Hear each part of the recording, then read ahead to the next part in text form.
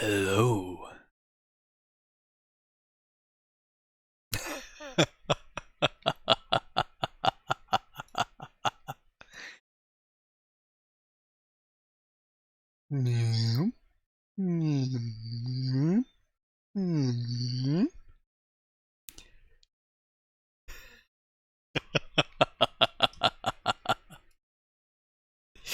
Hey, hi, hello, howdy, good evening.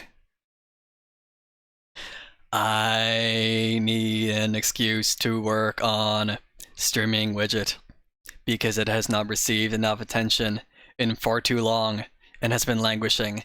Therefore, I work on streaming widget. And the easiest way to allocate time for doing that is, well, this way. So, today, we're working on a streaming widget. I've still gotta make a quick post here. Assuming I can find where it's supposed to go.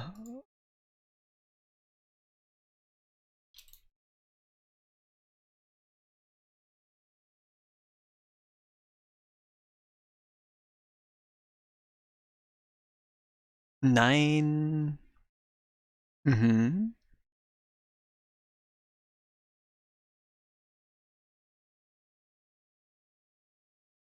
Mm-hmm.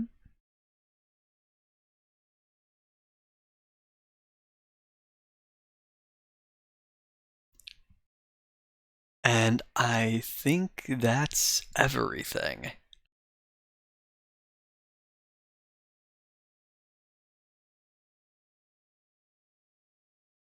Okay. So I can send that to the back end. We can go ahead and start booting this up. Let me just zoom myself out a little bit because when I lean in, I get a little bit too close.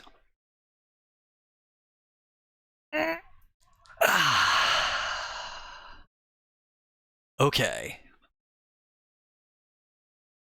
So, if I can drag and drop this on into here, you know what? I can actually do it this way.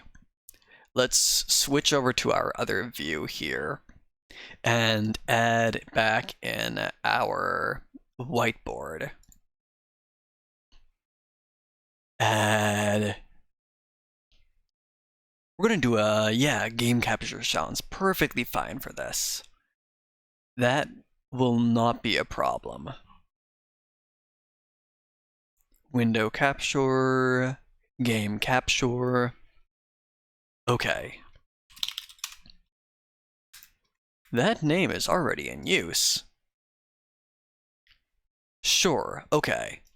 I can do it this way then. I can use the existing one. If I can find it. Hey, I found it.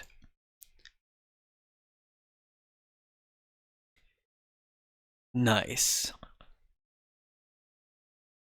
Now just move it down to the bottom here. And then switch it in. Here, and we're just going to leave that as our background so that we have something that we can whiteboard on throughout the course of this stream. And we'll put our other windows on top of that. What we're looking at doing here, let me throw my glove back on because goodness, I forgot. I do not want my oily fingers getting all over the monitor screen. That's better. Is we've got some software already. So we're gonna take a look at what we've already done before. We're going to actually plan that software out once we've identified what is it that we're actually doing. Oh, I don't know what the tools in this are. What's the tool for? Yeah, sure.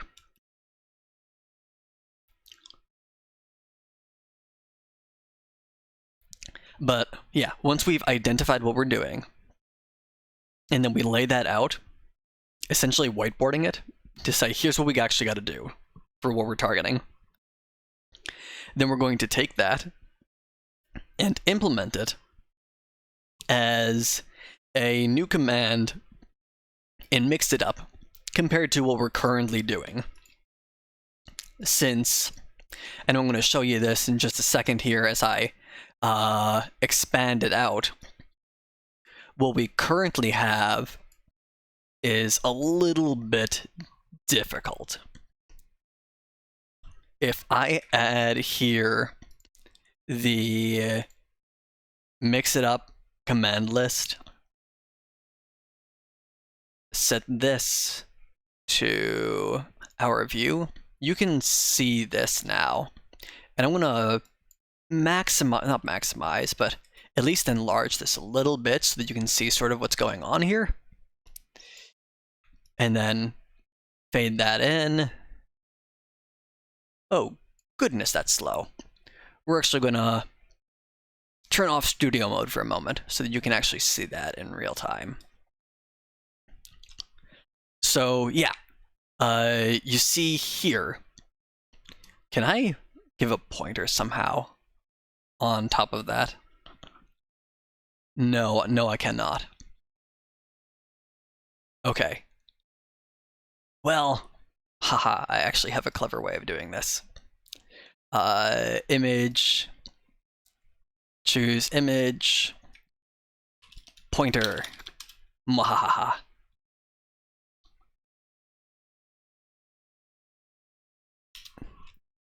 And then mouse pointer image.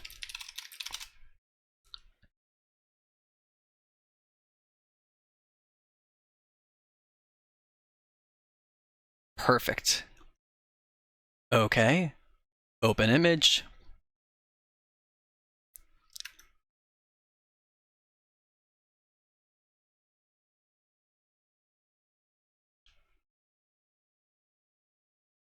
I should not have put that on my desktop. That was silly of me. We're going to put this into my downloads because that is much less silly.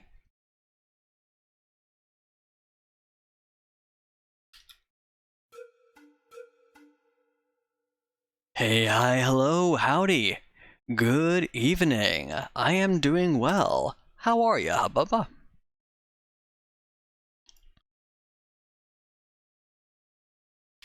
And silly me, I forgot to refresh our thing here. Beautiful. Okay, now I can actually highlight this. And as you see, the cursor that we just added is way too big. Sure, that works. Now I can point to these. That works, right? But yeah, each of these are individual commands. There's just way too many of them. So we want to clean all of that up just a little bit, because my goodness, that's a ton. I have been well.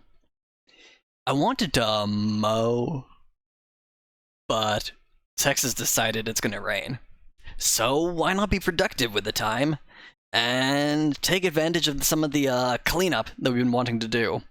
As you can see, what we're doing today is we've got a timer widget that you saw us developing a while back, and I need a opportunity, a time slot, to actually package that thing so that we can share it with other streamers. So that's what we're doing. We're taking what we had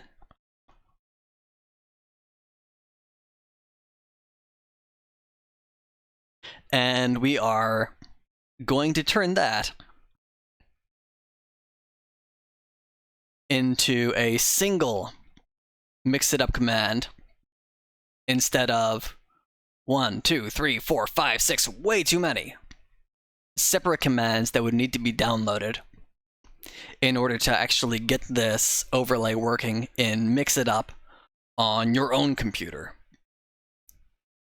See if we can redevelop that as a single interface so that we can share that with others in a nice and easy package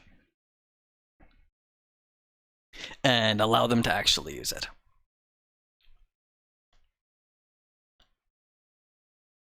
So, in order to actually be able to I did not mean to unhide that text.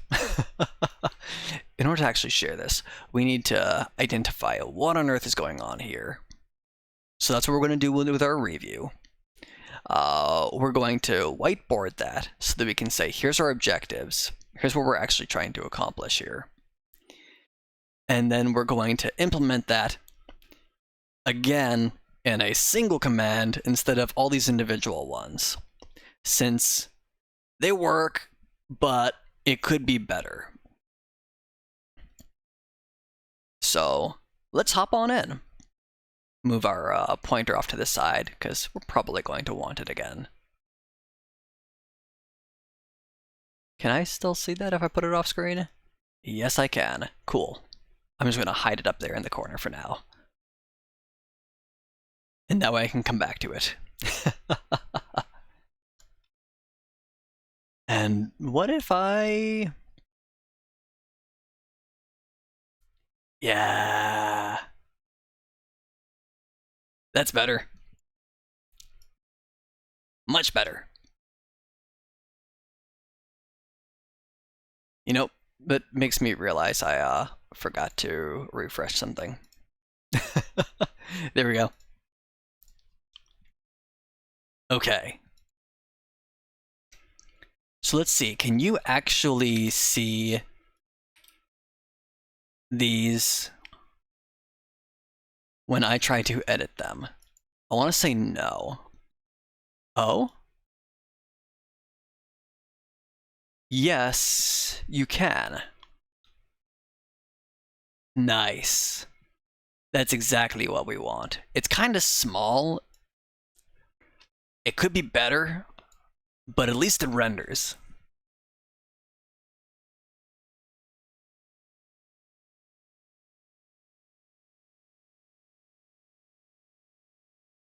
Only thing that you don't get is the drop downs when I'm trying to actually modify these to give them different values. But I think we can work with that. So let's see, what do we actually have here? Let's hop into our review. I'm gonna move this on over to the side so that we can upper off more information off to the right side of it as we need to. Does it go under chat or above chat? That's above chat. I could move it down below, but I think it's fine where it is. So we've got a toggle. We've got duration limits. We've got modification limits. Start and stop, which toggle is just short for. If we were to open up the toggle in an editor, you will see... Oh, let me guess. This is the command editor. Yeah, it is. So I can actually make that a little bit bigger. We're just going to do it like that. And then say, can I modify the properties of this one to capture additional overlays? I cannot. Can I do this as a game capture instead?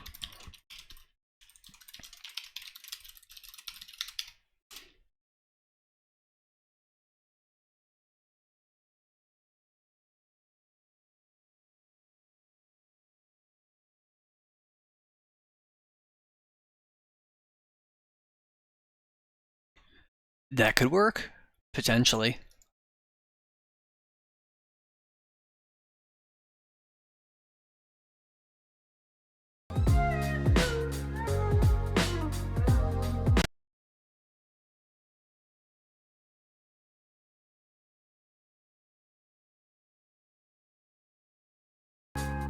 Darn. It looks like... Yeah. Hello, Clast. It looks like game capture is not going to let us actually capture that window. That's unfortunate. Oh well. We'll have to do it with window capture. Good evening. After I was about to say good afternoon.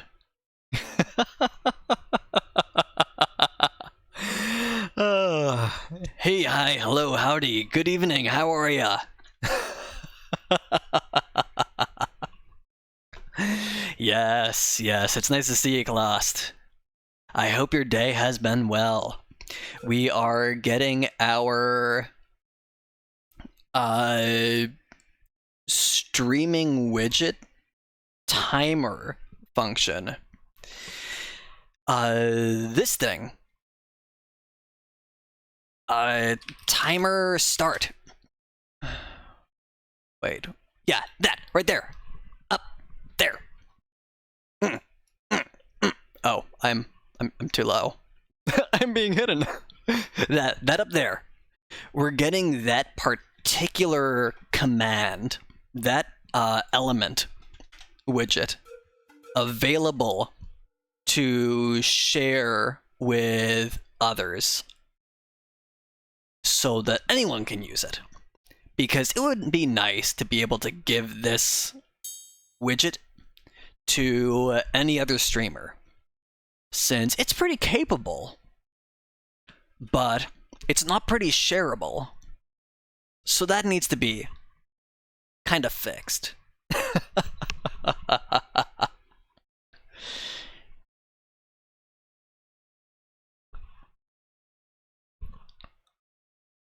I have a weird reverse movement on this model. What? I should probably increase the sensitivity of that so that it's a little bit more pronounced. I'm alright, not so bad. Yeah, I finished orientation today. Ooh, and was going to start Friday, but another person called and asked for me to start tomorrow.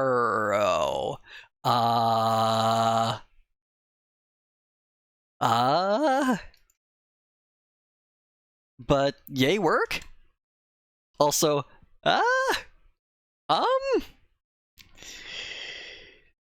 you got this, Clast!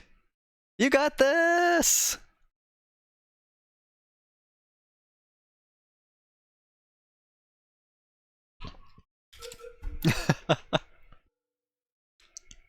Part should have said nah. But I guess we'll see how it goes now. Hey, it means more pay, right? Right? Here's hoping. It could totally be.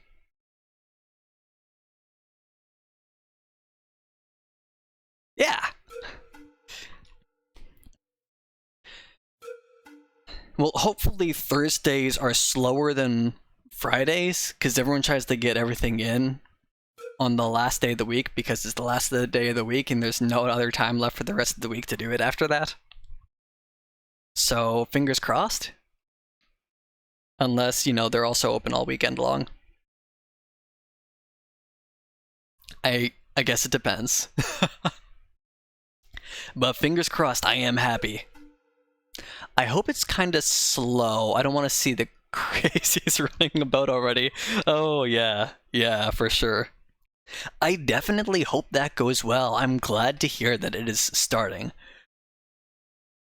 Even if a little bit sooner than expected. I definitely hope the best. I should move this down to here, just for sanity's sake. Yeah, there we go. And I guess I should move myself up Nah, this is fine. Okay, that can go away. Yes. And then this can go down and down. There we go. And now, mahaha. Up here. Up here. Yeah. I'm on top again. Okay. So, oops. Just moving these between my windows here. We've got our toggle, which is pause and resume, not start and stop. Start is resume and reset. Okay. We should start writing this down somewhere. Let's take this and open up a new board. So new document, wide, create. Okay. And then full that, pull it over here, and we'll just use this zone for our note taking. Yeah, right there. Okay. So let's see what we got. We have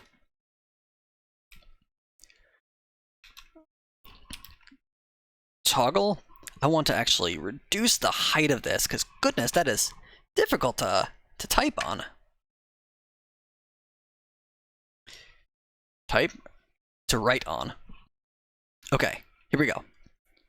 So toggle.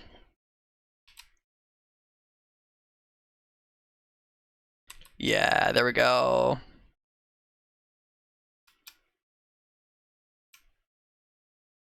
And this is pause, resume. We have start, which is resume, reset.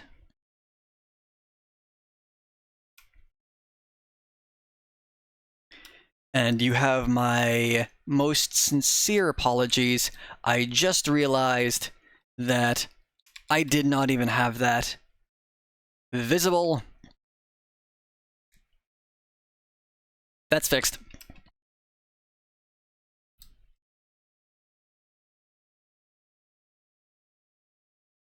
I can do it like that. Yeah.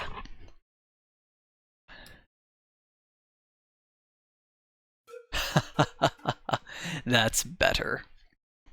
And can I move my command list below chat? Yes, I can. Haha, more space. Okay. We have stop. Let's open that one up. That one is pause and hide. So let's close that. Stop.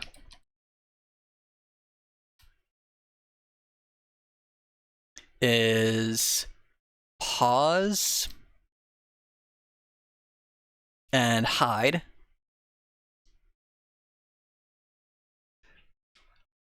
And the rest is presumably set countdown, set duration. What is reset? Okay, reset is a base command. This is actually modifying the variables directly.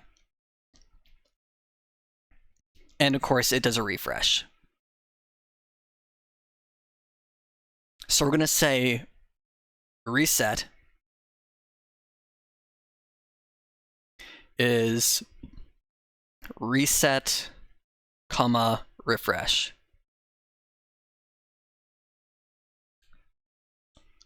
So if I close this out, that's reset, refresh. pause, hide, resume, and then the rest are duplicates, because we've already got pause down here. We've got resume right here. We've got reset. So we want to look at what does pause do?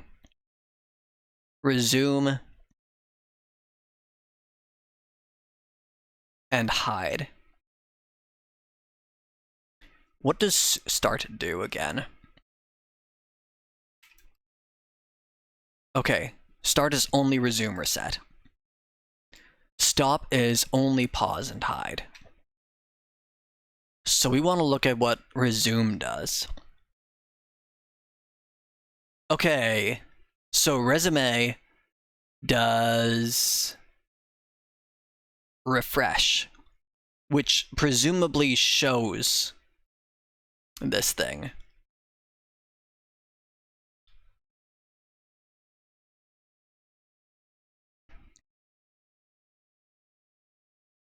Yeah, refresh.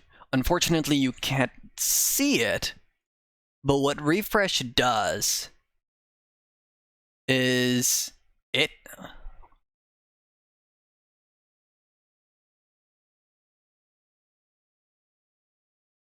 Excuse me, VTube Studio, what are you doing? That's rendering weird on stream.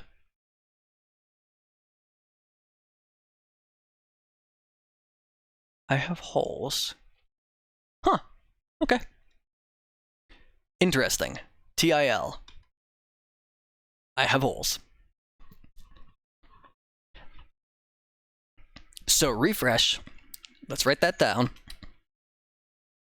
You can't see it, but what refresh is hide, comma, show.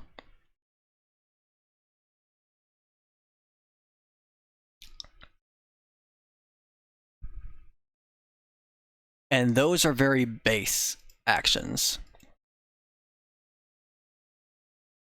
Let's close out resume. We've seen reset. We are curious about pause. Pause sets inactive, so it's no longer running. Resume loads the value.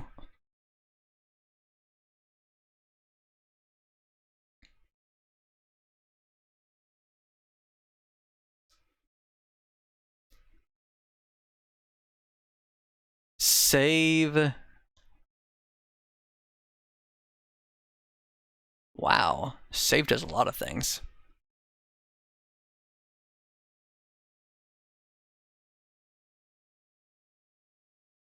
Essentially,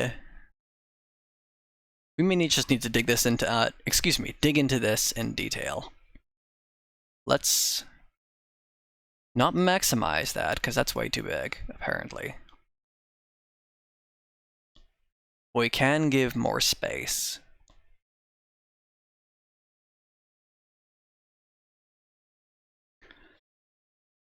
Okay.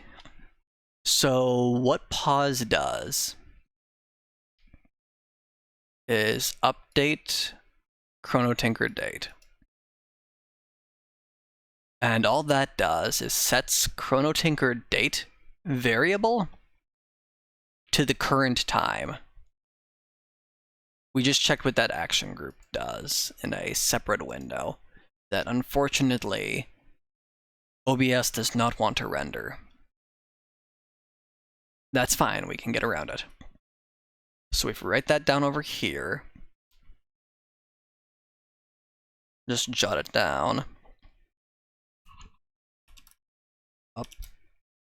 Update date set date equals now.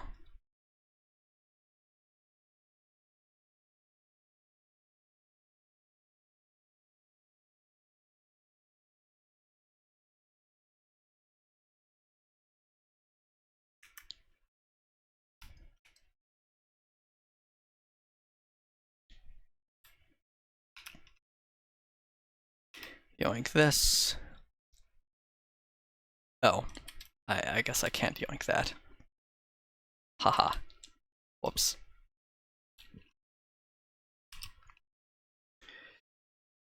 Okay.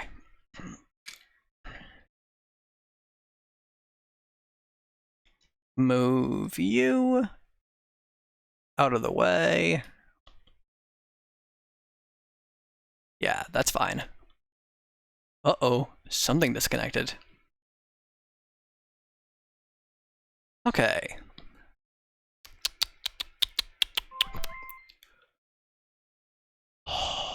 That was loud. Goodness, my programs are trolling me.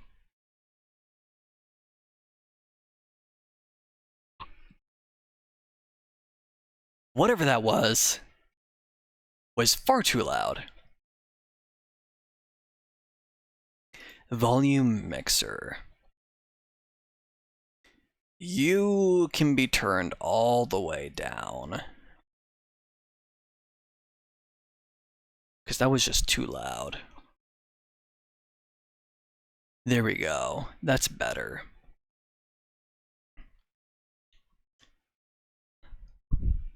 And apparently I need to turn my microphone up just a little bit.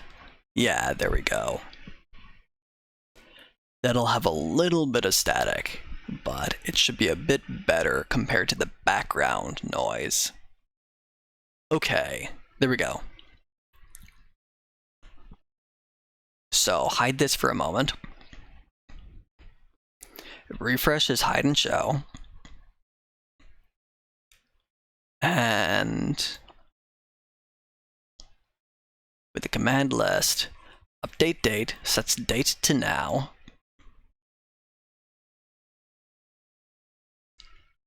Pull back up our pause.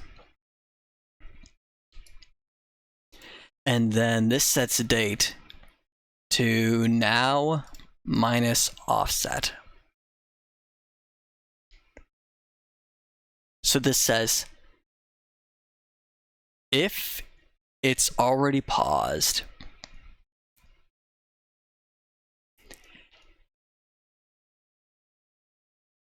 and you click pause again,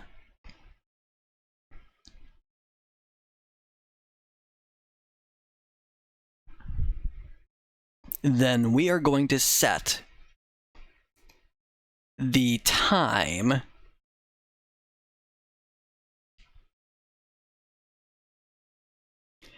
to now minus your offset. So let's test that twice. Timer pause. Timer pause. Timer start to reset it. Timer pause to pause it. Timer pause again.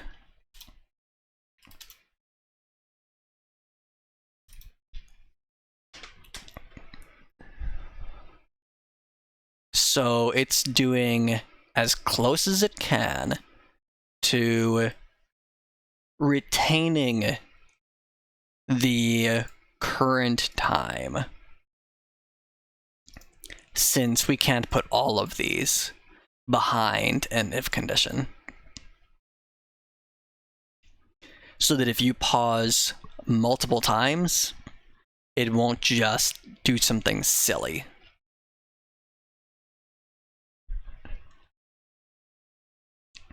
And that's what you see in chat down here.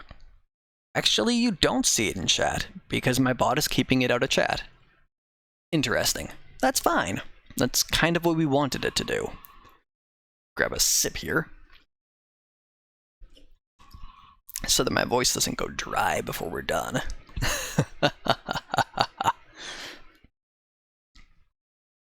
And then what is this? What is this save date offset? So if it's not paused, if the application is not paused, then pause it.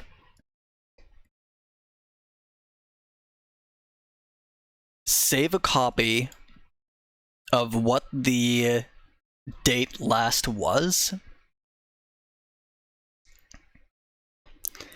get the current time, and then store the difference between the current time and the previous time to something as called offset, to say, this is the amount of time that has passed since a command was last run.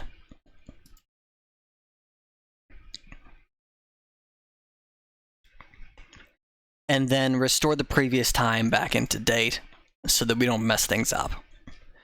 Because we only have one way in MixItUp to actually get the current time. And that's this update chronotinker date. That fetches the current time of day and stores it to a single specific variable. Nothing else.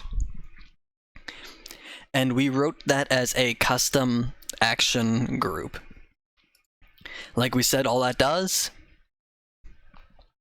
is gets the current time and stores it to a variable called chronotinker_date. This.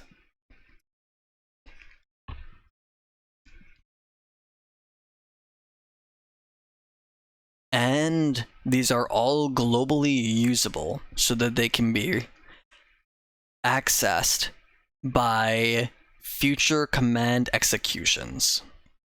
They are accessible outside of the scope of this individual command execution. That's going to be important for us in the near future, because when we start re-implementing this, we're going to care about subsequent executions. And that globally usable is absolutely going to come in need soon. Luna writes, and I've got this little pointy stick here, Tex. I need a program to help me get past the first phase of Fatalis. Oh, Luna, I'm so sorry. I don't think there's a single program out there that can get you or me past the first phase of Fatalis. Fatalis is Fatalis. That said, I know you've got this anyway. Program or no program.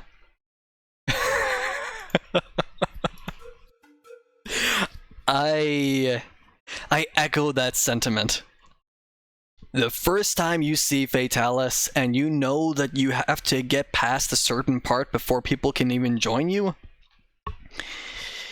it definitely makes it painful. Like, I just want to play Fatalis with friends. Why can't I play Fatalis with friends? Please, let me. I echo that sentiment. He's a son of a biscuit. Yeah, he can definitely be a spicy biscuit. He's got some fire in there, for sure. One thing that I can say will help you if your problem is dying to him is make sure that you have maximum level fire element defense. Will help give you the survivability to get past that first 25%. Even when I do Fatalis now, because I'm just not good enough, I always have maximum level fire element defense, and you might already have that. But I definitely needed to load out with all the survivability I could instead of like damage or anything else in my loadout to make sure that I could get past that first 25%.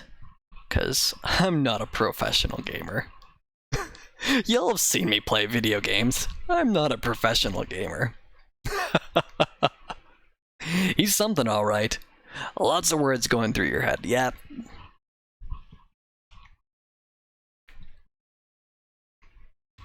Yep.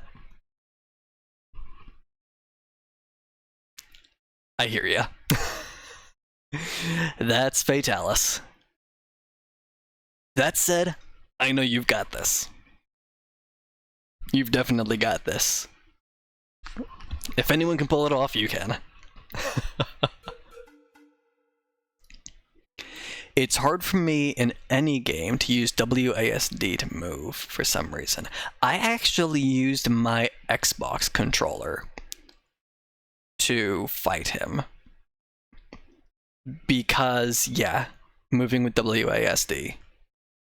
So I had to learn what the buttons were to actually play with controller. But yeah, I did fight him with controller. And that might feel pretty comfortable. The only weapons where mouse and keyboard are definitely an advantage over other opportunities are when you're using any of the ranged weapons, bow, heavy bowgun, or light bowgun, because you can make those quick flicks to turn around 180 degrees. Or any other quick adjustments from, like Nargacuga, just spamming around you with quick jumps, or Tigrex, or anything else like that. But otherwise, a lot of the time, you can just use the focus snap target button, zone back in on the center of wherever they ran to, make little tweaks so that your camera is actually where you wanted to poke to, and then move. And that can be pretty comfortable. And honestly, that's what I did with heavy bowgun and light bowgun too. I never did learn mouse and keyboard for those ones. Ark is absolutely a wizard. 100%. Just based on that smooth, creamy voice, he's already a wizard of something. I would not be surprised if he's a wizard of multiple things. Ark is wonderful. Ark is absolutely wonderful. But keep going at it. I know you got this. You're not far off. You smack that with the controller with your fire defense, and you're going to be through it before you know it.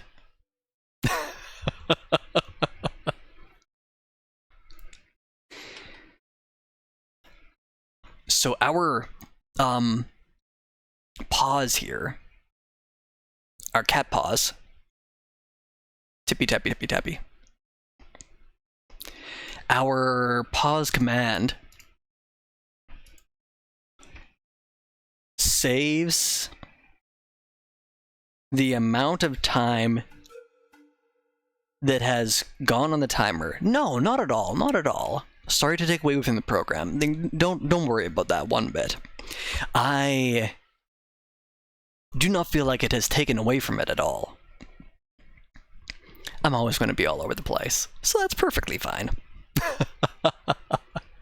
I wouldn't say it detracts from it in the slightest.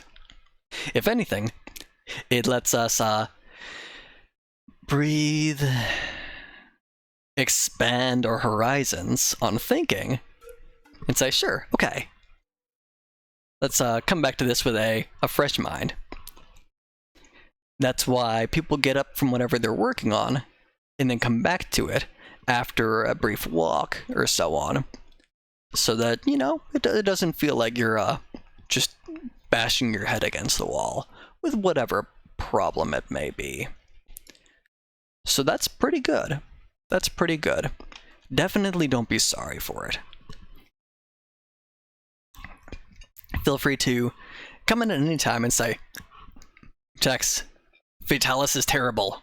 Or, Tex, why do snow cones taste like lemon? Or whatever it may be. I do not mind one bit.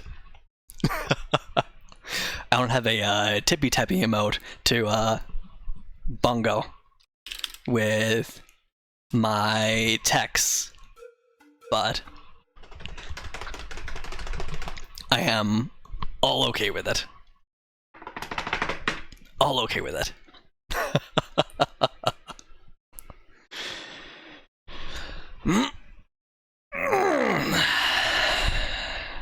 That's a good stretch. So let's go ahead and write this down. Don't eat yellow snow, it's not lemon flavored.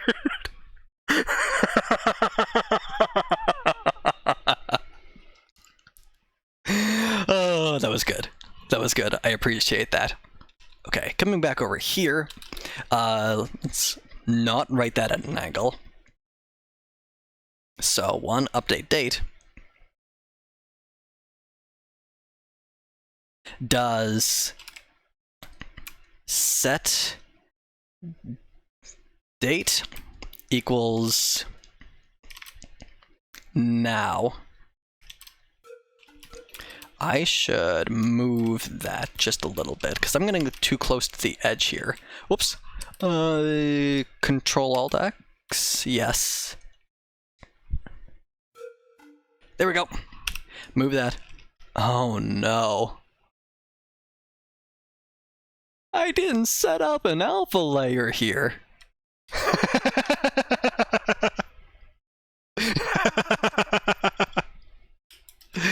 Okay. Add a background.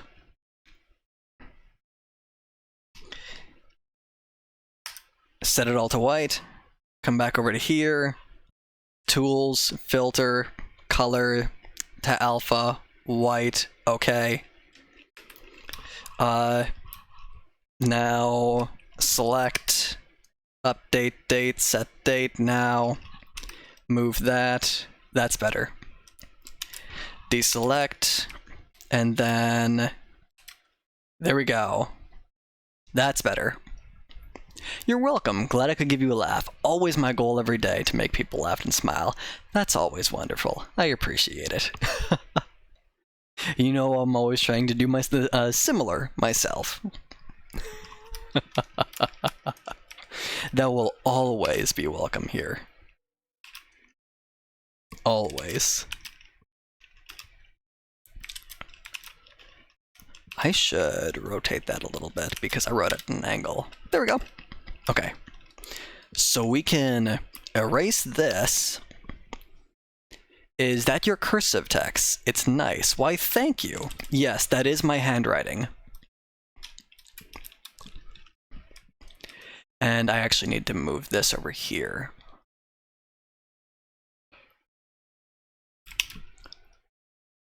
And drag this on up.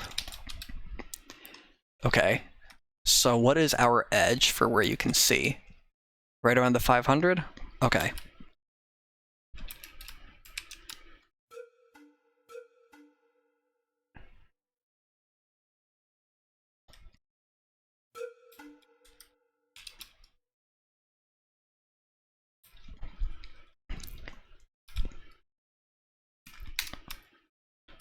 Set on width, and that works. Set on height, and it doesn't. There we go. Wish your writing that looked that good. Chicken scratch doctor writing? Yeah, mine can definitely look like chicken scratch at times. I'm right there with ya. I try to keep my writing somewhat clean because my programmers have to read it every day, but I'm gonna admit it's not the best. It could definitely be better, but all the same, thank you. I appreciate it. And I'm sorry for my programmers who have to read it every single day. Okay. So update date now. The other thing that we were looking at, the pause,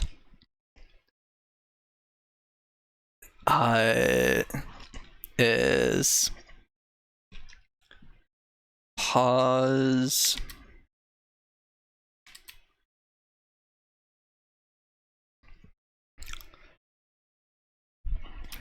and then this is going to be multiple cases.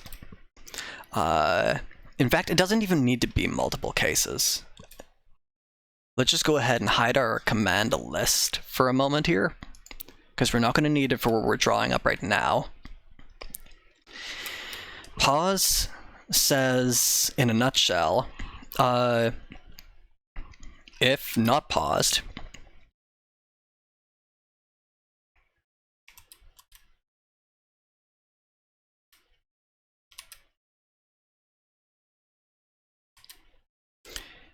would help if I could spell. if I'm not paused, then set pause to true. So set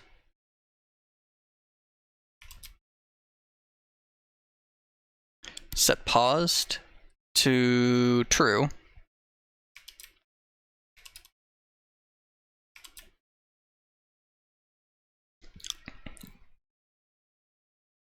And then we're going to say set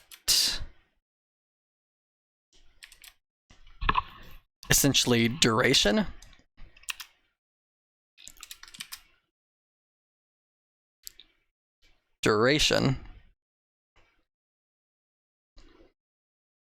equals start time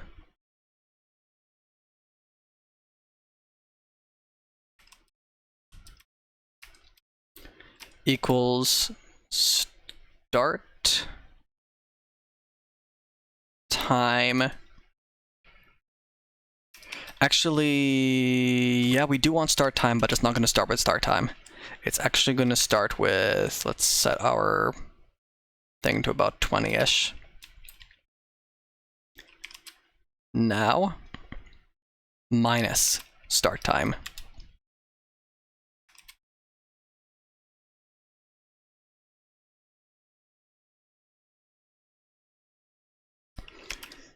And then remove that. So set paused, and then set duration to now minus start time. That says how long has this timer been running for. Oops. Let's go ahead and select that and move it up into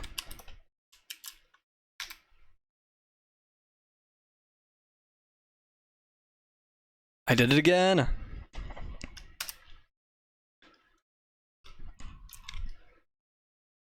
Filter. Colors to alpha. White. Okay.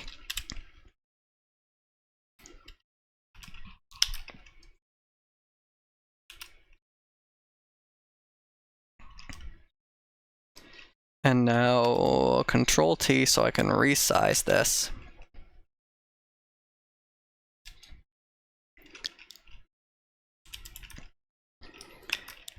If you're not paused, and boy, do I need to recalibrate my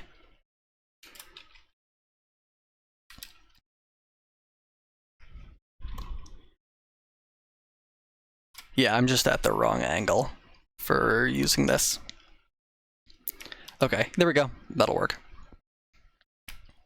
Set duration equals now minus start time.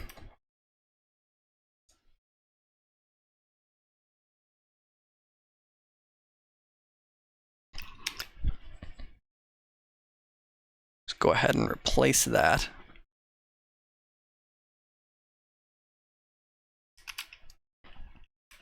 Because that font weight, that brush stroke was way too heavy to read.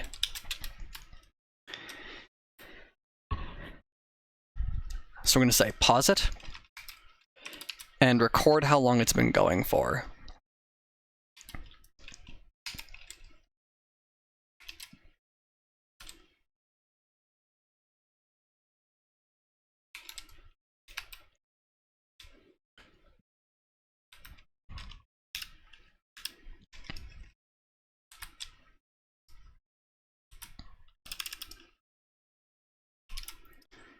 Yeah, that's better. What's that size? 9 pixels. Sure, we'll go with 9.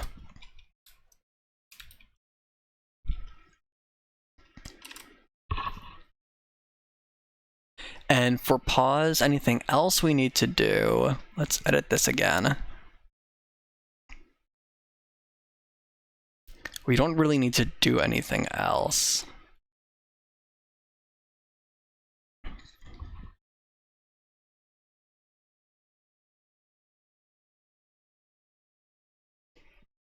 Because we only want to modify or set the duration that it's been running for.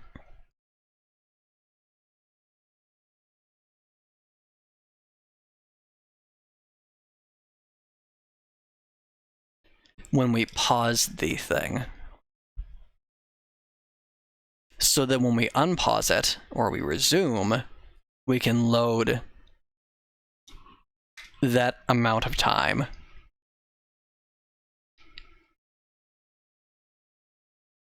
So let's close that and modify resume. Hop into here and expand it to about like that. And resume from offset says unpause. So let's write that down.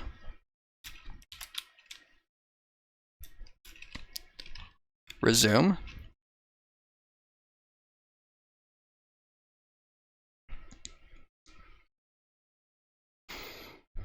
If paused,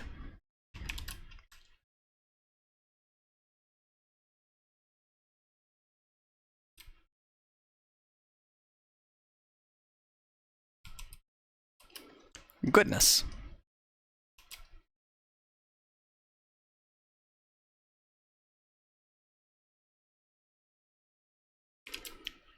So if we're paused,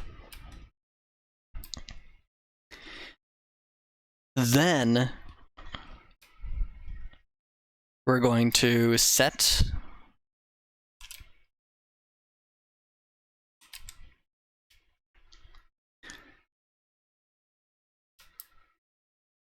start time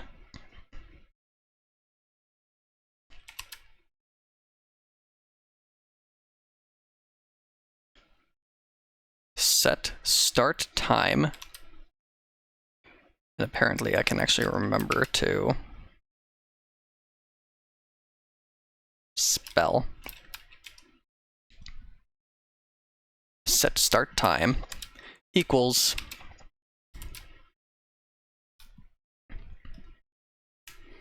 now minus offset, if I remember correctly.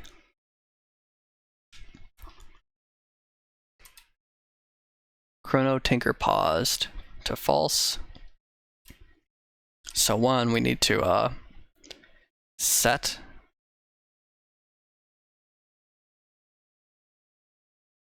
paused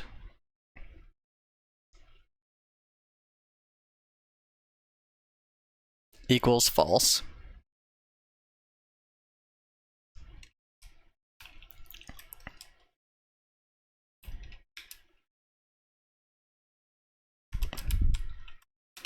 And I can move this out of the way.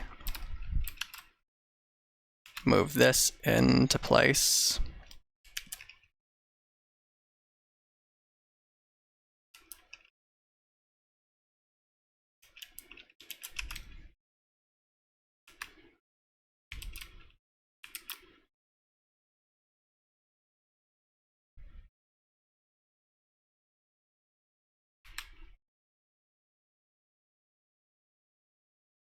Paused equals false. Start time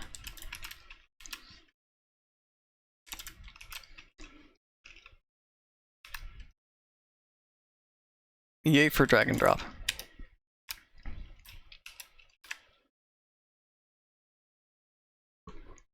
Where did that come from?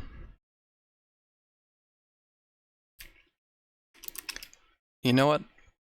Doesn't really matter where that came from. We're just getting rid of it.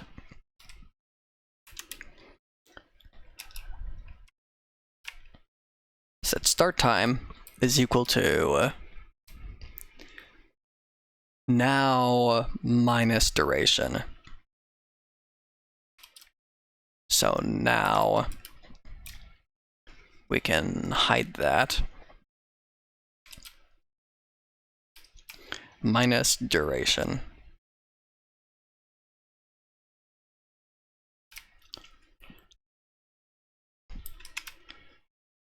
And then just go ahead and Ah.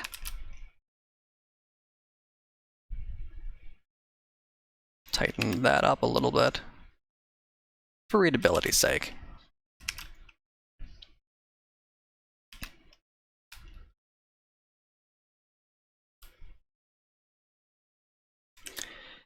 And that only needs to happen if it's already paused.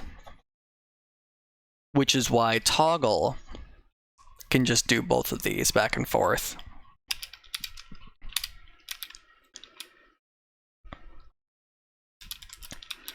So we can say toggle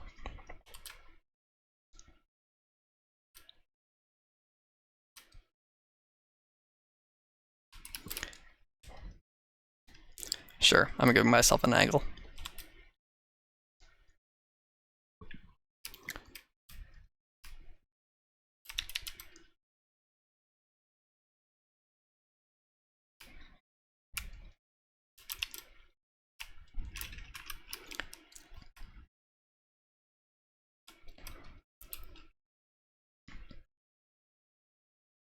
If paused, I think that's what we're looking for here. If paused, yeah.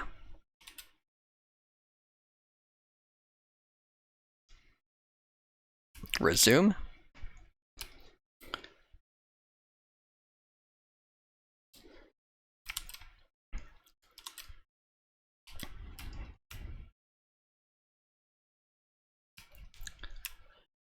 Else.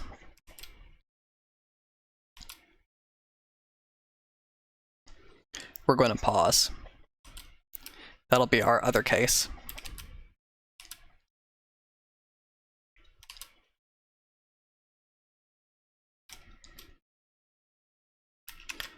Because there's not really anything else to do here.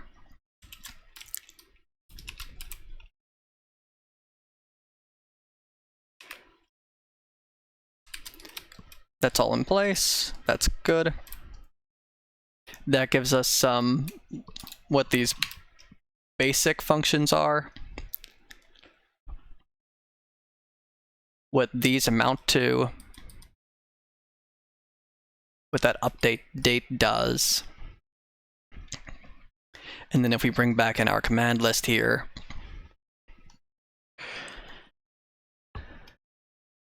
that covers the vast majority of what's happening here.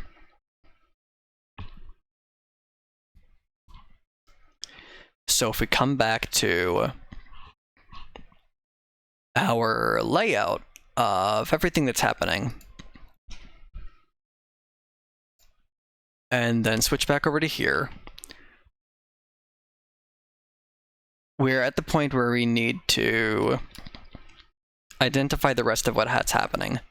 We've gotten our review. We've taken a look at what's actually happening here.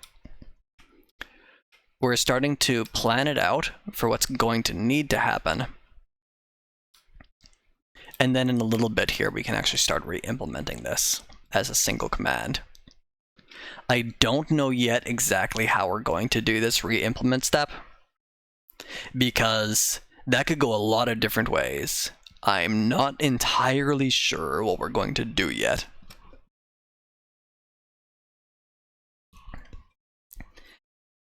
Since that depends on what MixItUp will let us do. We do depend on, at least at the moment, multiple variables being set by MixItUp so that we can load those independently into our interface. But if we can at all get around that, then we will. It just depends on if we can send chat messages directly to our overlay or not. That's going to be the essentially our stickler with this. because we want these commands to be responsive. And unfortunately, one of the painful things that we run into is that we don't seem to have a way to be able to refresh what's actually happening on our overlay for MixItUp, unless we happen to hop in here and we just say, you know what we're going to do is we're going to hide the interface, and then we're going to show it again. And that can get just a little bit weird. So if what we do is we say we're going to take all of this that's in our application, and we're going to stick it all into one spot so that we can keep everything constantly refreshed, then that would be preferable. That would be the way to go. We need to find something to essentially let us do that. So that's kind of what we're looking for here. And we're going to see if that's doable. Don't know yet. If we can't do something like that, I think probably what we're going to do is we're going to try to bake as much of this logic in here into a single command as we possibly can, so that we can say all of this is one command in MixItUp, and then from there we set just occasionally a couple of variables, which we're probably going to rename based on what we're talking about here. Hey, set paused, set duration, start time, and now, splitting out the date into two separate ones so that we can have our now, and then save the now into a start time, have a now that we can grab at any time, and then compare that start time semantically separately from now and other things like our duration, to say this is how long the timer had been running for, and things like that, so that we can clean up how we talk about our code within the code itself. That will grant us a number of affordabilities in terms of the clarity of our code base and exactly what we're trying to complete here. So let's actually whiteboard out the design of what we're going to do.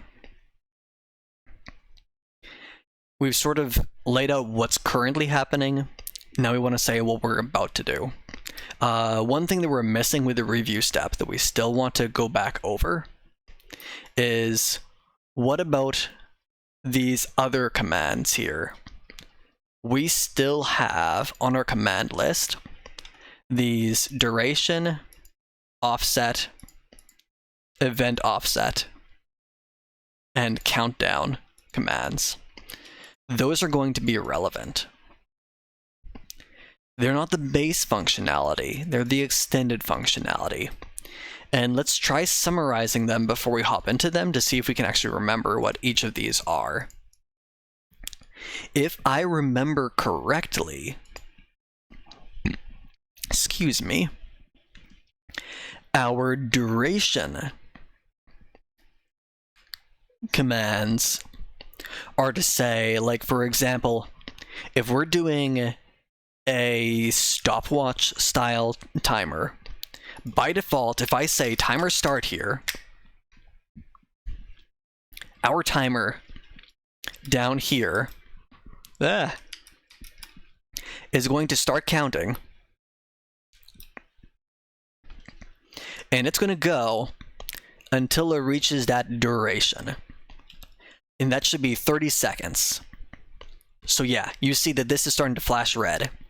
4, 5, 6. And once that hits 30, it's just going to stop counting. and that's our duration. What this event duration over here instead is the event offset, event limit.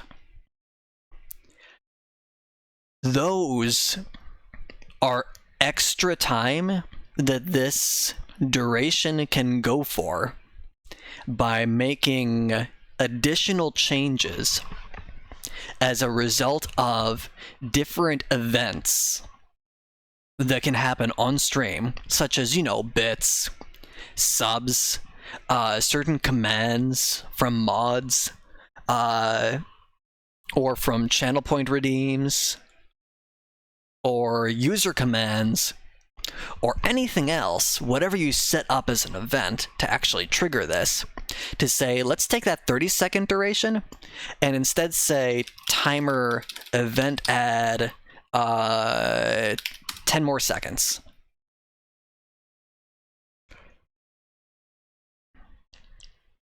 And, well, we broke it because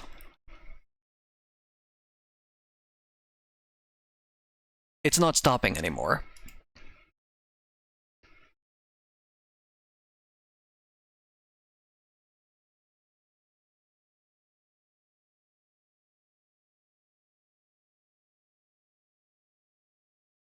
Duration offset.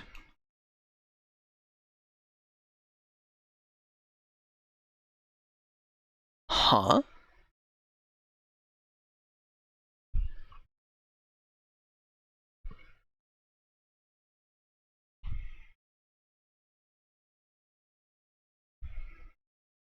Did it just resume it instead?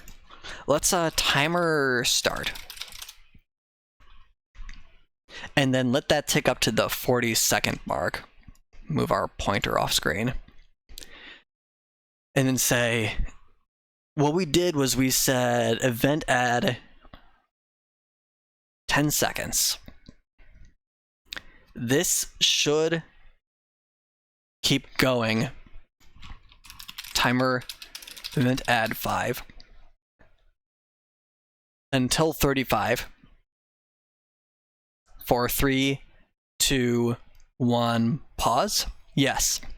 So the event add over here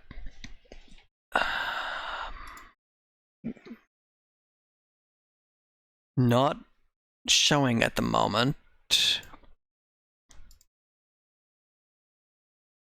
Let me guess, I still have one open. Yeah, I still have one open. Event offset. What this does is it has an additional duration that the command can run for. So we say that we added an extra 5 seconds to the maximum duration so that you can add to that extra duration without just modifying the actual duration itself. So you can say you can limit it to no more than an extra 30 seconds modified from your original target time. So if you're doing a countdown for 5 minutes, then you could say, I'm going to limit you to bring that down to no more than 4 minutes, or no less than 4 minutes. The minimum that it can go is to 4 minutes. But you can take it all the way from 5 minutes for me to finish this task, all the way down to 4 minutes. And I'll have to complete it in 4 minutes or fail the timer. On the other hand, if you're doing like a count up, same deal. So you saw how we changed it from 30 seconds to 35 seconds. You could say, we're going to keep track of the time. And you can extend my live time to say, I only get 3 minutes to finish this instead of 7 minutes. Or I have to stay live for 5 hours instead of 3 hours. Either way. And that all comes from this event duration over here with the add event offset and subtract event offset, and then the set event offset and event offset limit. That limit there is how we can say, okay, you're not going to do it more than a sane value. By default, that's not limited, but just for our sakes, there does exist a limit function. So we can say, okay, sure, my subathon can be extended from 18 hours to 24, but that's the limit. It's not going to extend any longer than 24 hours. Just as an example there. To say, for health reasons, or because this challenge doesn't make sense beyond a certain amount of time, we are going to limit how much you can modify the initial timer. But then events allow you to actually make those changes to it, so that you can have all sorts of fun with that. The duration we did identify, and then countdown is straightforward. This says, is the timer counting down or counting up? And that's it. That's all it actually means.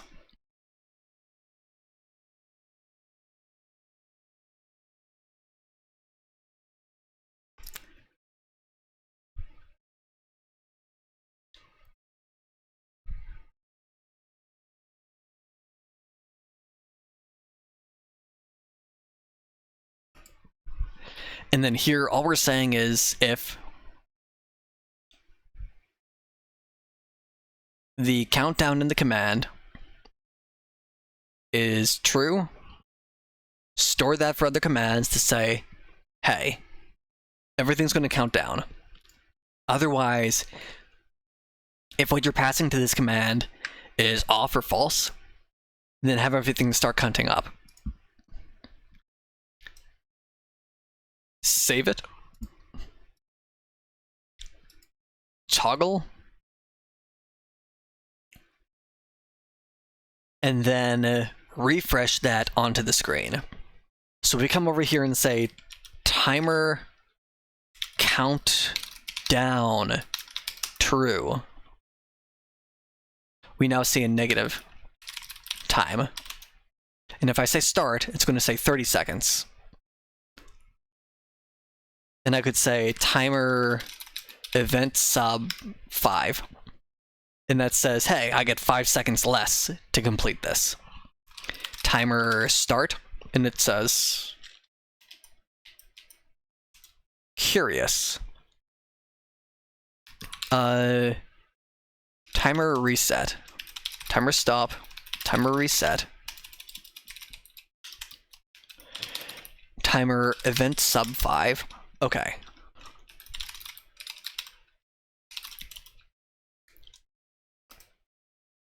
Oh. This isn't actually paused. Timer event sub 5.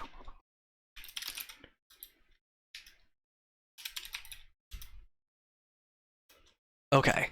So it's showing that we have 25 seconds. But we found a bug. The event modification commands, when it's paused, go off of the current time, not whether it's paused or not. Whoops. So we'll address that by writing this a little bit more cleanly when we come back through, instead of having it as, 5, 10, 14 commands. Turning that into a single one should help clean up that logic, so that we don't run into that all over again.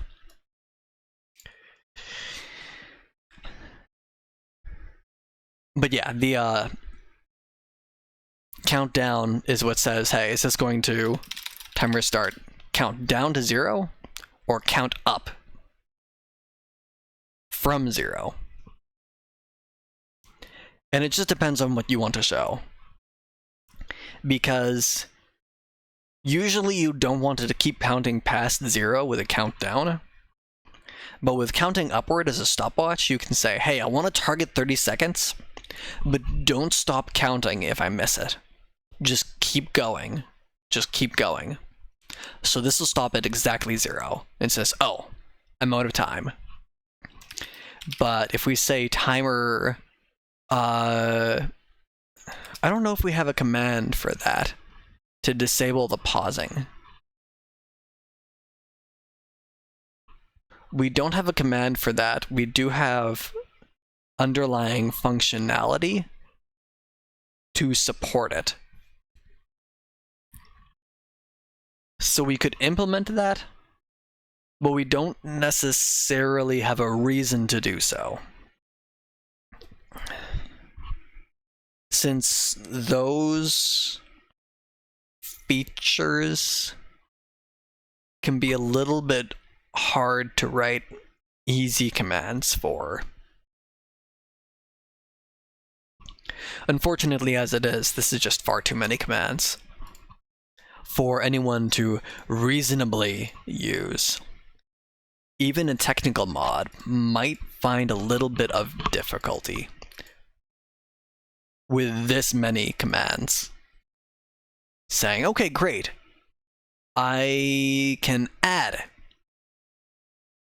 time to the timer. I can subtract time from the timer.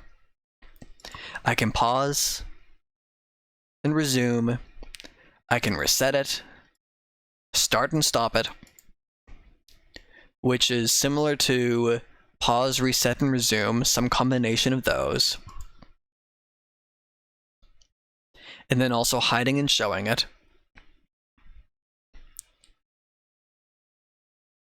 And then add and subtract are just helpful tweaks to duration equals current duration plus or minus some value. So really all you technically need is pause, resume, reset, hide show, and duration. Those 6 commands comprise the core of what you need. But to make it useful, you want these event things here so that it actually becomes an interactive timer. Otherwise, why is it on Twitch? Why is it on YouTube? Why is it on TikTok? What am I doing with this? So we want to make it useful. So, you know, you can launch up your stream and say all the things. I want to make a 3-hour timer to say I gotta finish these acts of The Last of Us. Otherwise,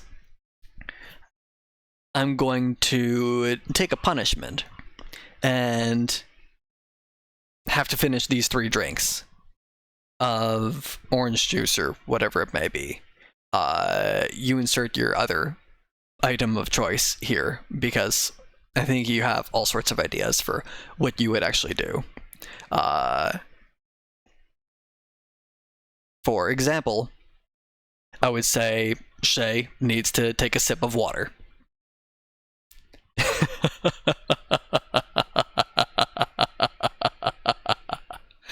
But yeah, I know that would definitely get Shay to game hard. But for each of us, we would have our own things, like Bean Boozle or whatever it may be. Or, you know, sometimes you debate chat a little bit and make it not so much a punishment as a reward. No, I'm kidding. We wouldn't do that. We wouldn't do that. Right? But so those 6 essentially comprise what we're trying to do here. So let's hide those commands again for just a second so we can lay this out here. Really what we need is start.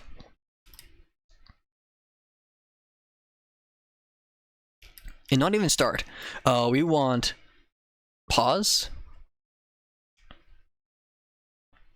We want resume.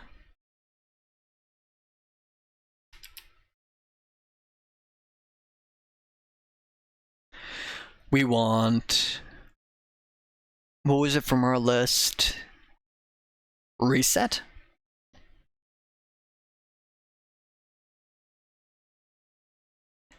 Just to set the duration that's been going for that timer back to 0.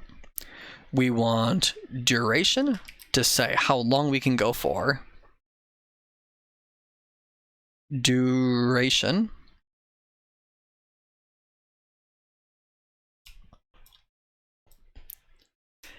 And then we want hide and show.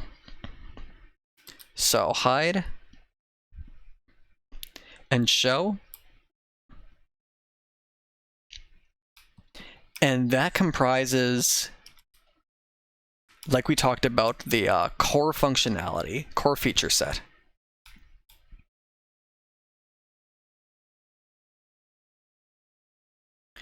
For our timer.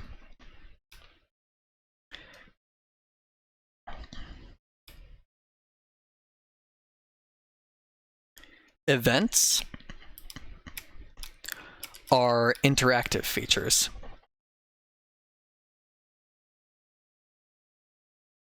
Interactive.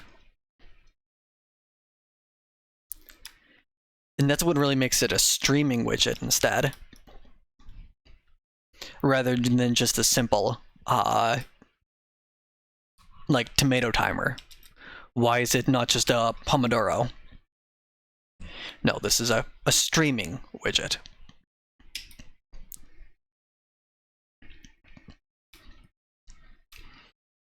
And then extra things like the non-command features, which are like our buzzer and flashing.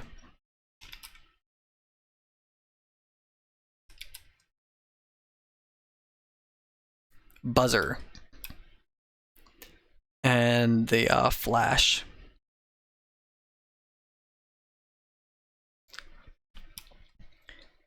The visual feedback. Or rather, feedback. Period. Because it's audible and visual.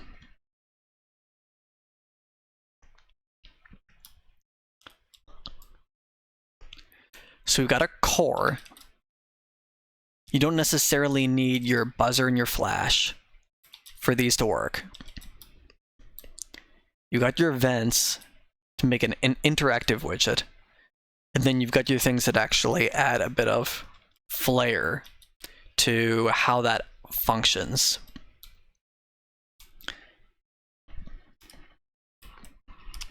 And really, that should have been a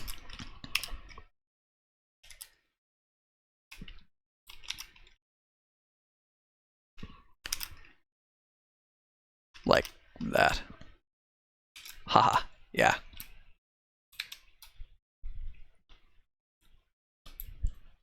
And while we're at it, we can go ahead and, hide the timer. It doesn't need to be visible at the moment. Can we just toggle to hide it? No, we can't. We can stop it. Yeah, there we go. And now it should be hidden. That is essentially our whiteboarding of what we want to be able to do.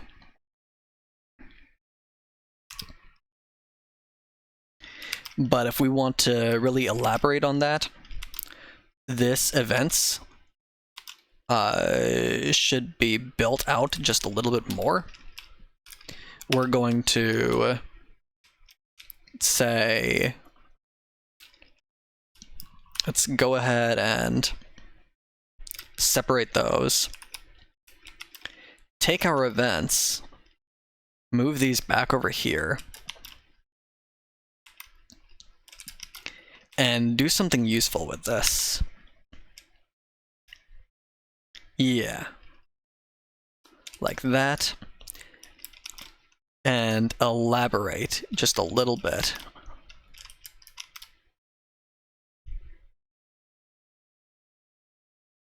Because this can definitely be improved on.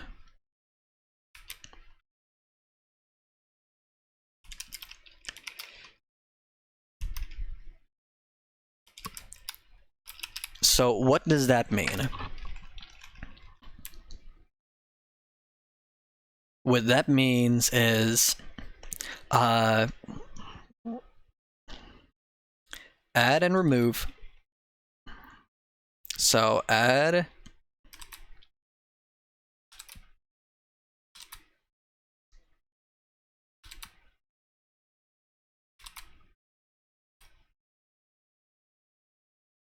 and remove time limit.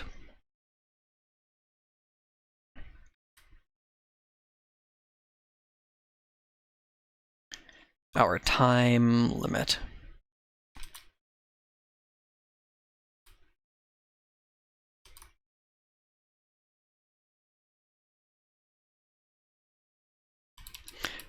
I can't even read that. There, that's good. And then our other thing that we have here is trigger.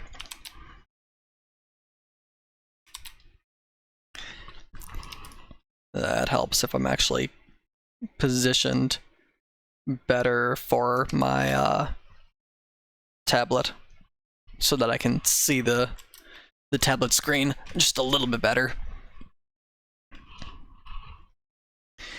And we can pull that back up to where it was before. And what this is going to be is trigger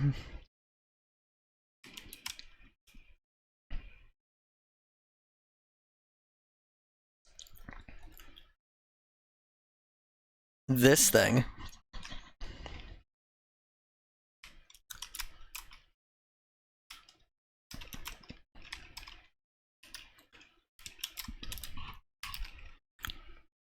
From stream events.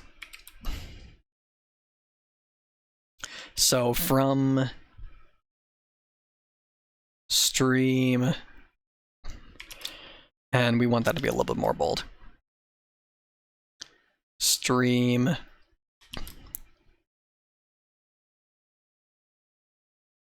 events.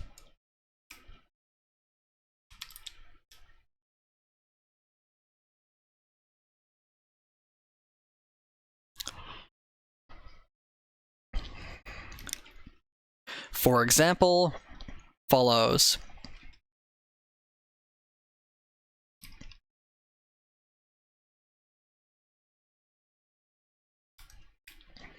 subs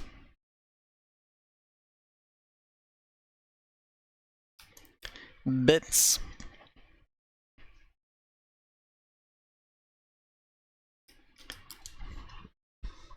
oof.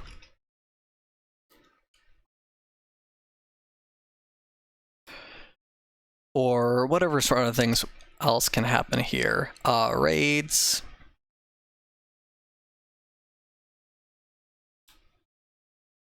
Etc.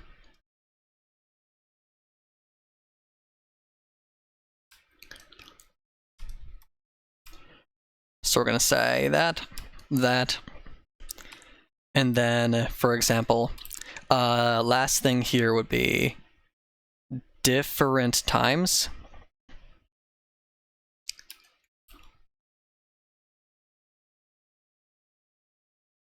Per event.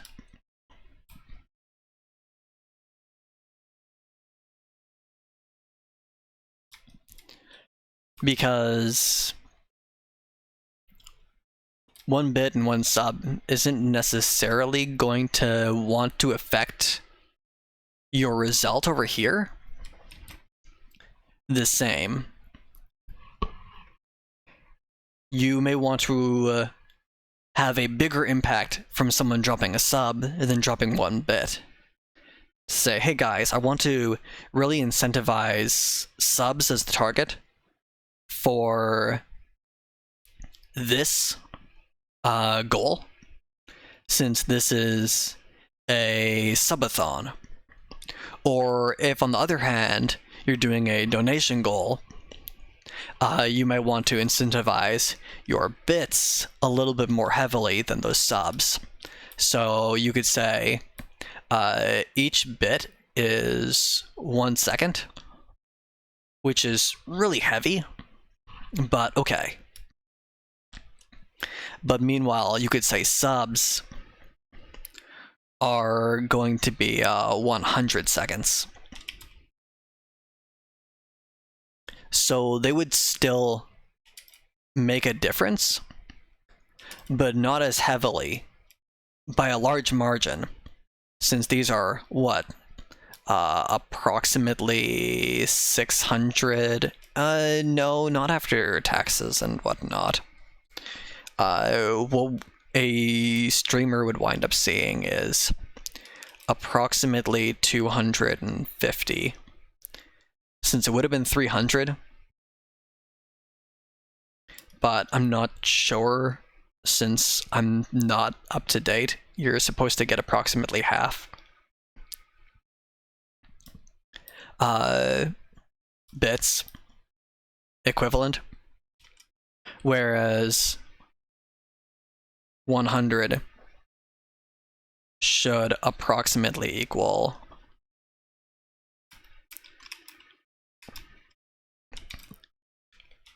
taxes and all that considered. But yeah. Approximate. Sure.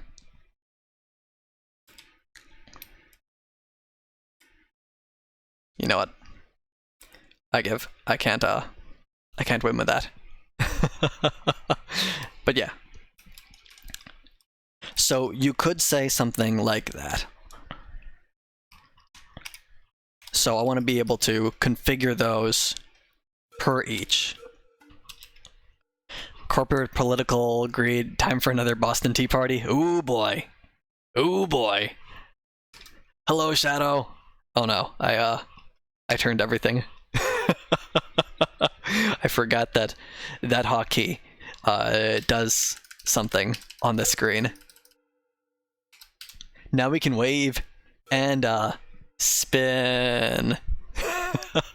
Good evening, good evening. Thank you for the carries in the first descent.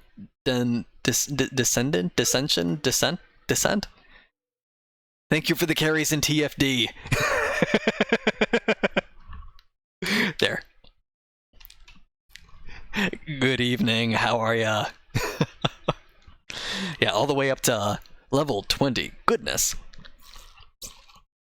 From first day, new phone, who dis? That was fun. I need to find some time for video games again soon, or make some time for video games again soon. But yeah, we are doing all sorts of fun streamer widget development today, causing chaos. You reset Bunny last night after that match. What do you get from reset? Is that like a prestige thing where you get extra other goodies, I take it? So that you can go all sorts of directions with it. Also, apparently I have a hole. Yeah, my VTuber model has a hole in it. I need to properly create those layers so that they don't have gaps. Whoops. But yeah, does Does resetting like give you extra? Oh yeah, you can add a point reduction slot to the mod slots. So you can add high point mods. Oh, interesting. Okay, that makes sense. But then that means you need to level it up all over again. And I take it you can only do that when you get to max level, which is what, 40? Something like that. So that does at least provide some long-term gameplay to the game. Now, this has gotten I didn't mean to delete it. This has gotten long, so we're gonna move that. We don't want to take the line with us.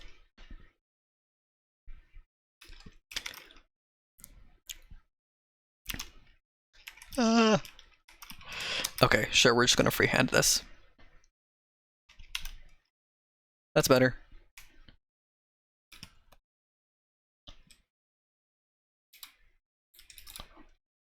So this is our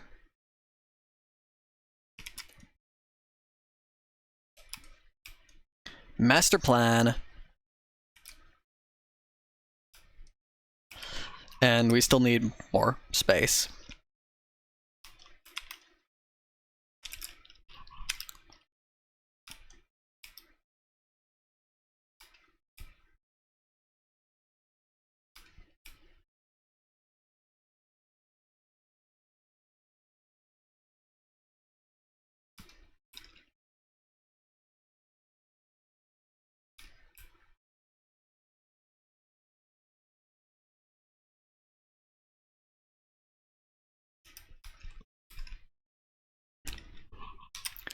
Shh. They don't know about this part.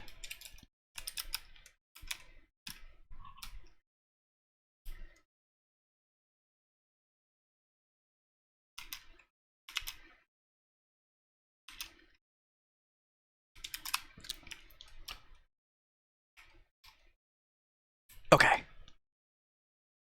You also have to have all your slots still, and abilities. Have to have all your slots and abilities. Oh, not have to have. You also have all your slots and abilities. So you start back at level 1, but you don't have to relearn the abilities. You don't have to reopen your slots. You still get all of your bonuses. You're just low power. You're weak again, but you still have everything. Okay. That makes it a little bit easier to keep going from then on, because you still have all your guns. Hopefully. Your mods and whatnot. You just need to power up your abilities and your HP and all that. Not bad. Not bad. Okay. Makes sense. So I probably should have actually made that a little bit smaller, because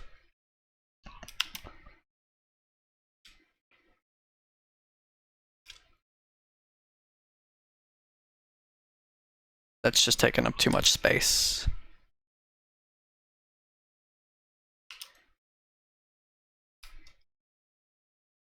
There. Now we can actually zoom in on that a little bit more. We're gonna goal. Hi, let me start that over again. Our goal here is to build out our core feature set within a single command so that that is accessible. Add in our feedback, but I think the feedback is already there, so that should be checked. And then integrate our event abilities into that core feature set we were talking about. So take all of this and bring it over to here. so that we can access all of this inside that core feature set. But start off with all of this in a single command. The way we're going to do that, if we think about this, pause is going to save how long it ran for, so that when we resume, we can do this again. Set start time is equal to now minus duration. Set duration is equal to now minus start time.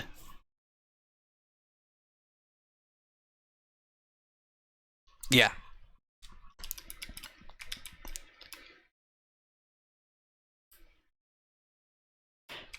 And then this duration starts at 0.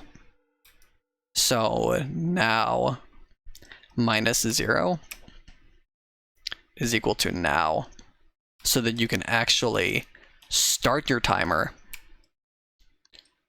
from resume if duration is 0, which is why reset is important, because reset, we're going to want another one here. Reset is set duration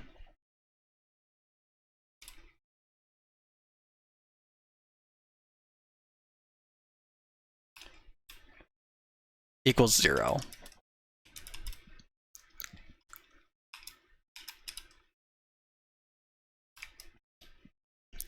Such that resume set start time to now. So from that, sounds like hack the scammers who are targeting old people, take their funds, then force them to pay back the old people until they are in debt. So it ends up as a win-win.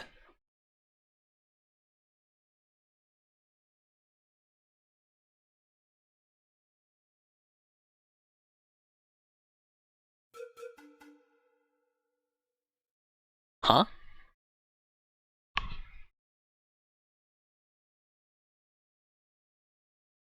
Huh?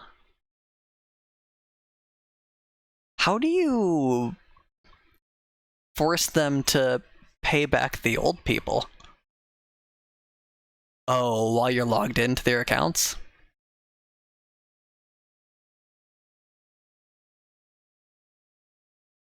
Huh?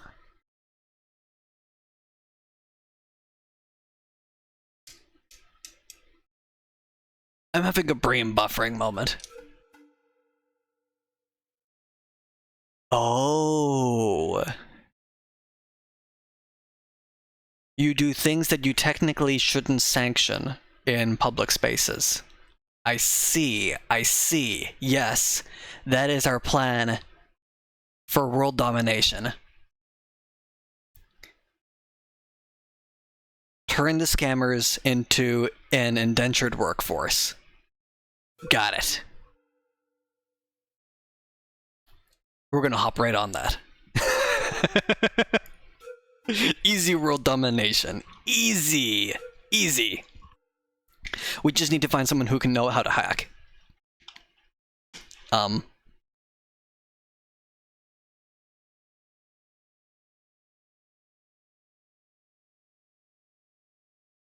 We'll have to get on that.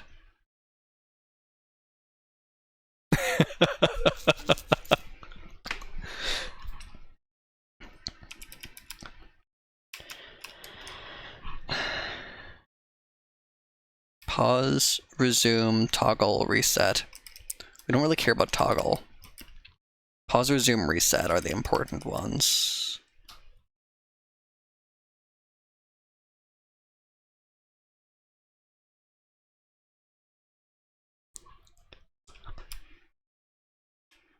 But then if reset is the time that it's been running for, then what do you call duration, which is the amount of time that it can run for?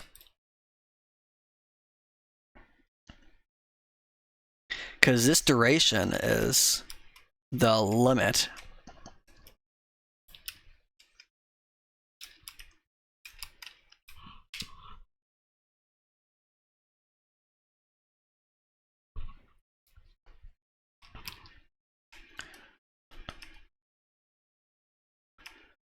I guess what you do instead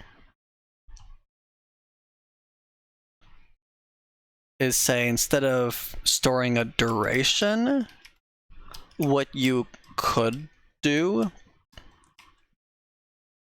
is set, might be like when a lot of people feared the reset of the year 2000 because they weren't sure what happens after 1999. Yeah. Yeah. Painful but true. This. You do want that offset. Not sure what to do with this if not offset. So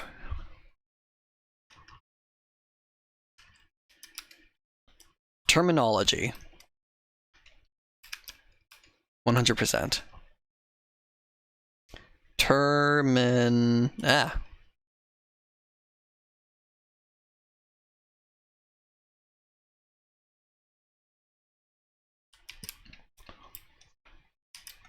Terminology.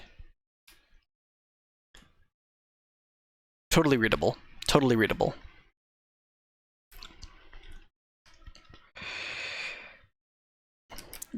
Easy. Start time.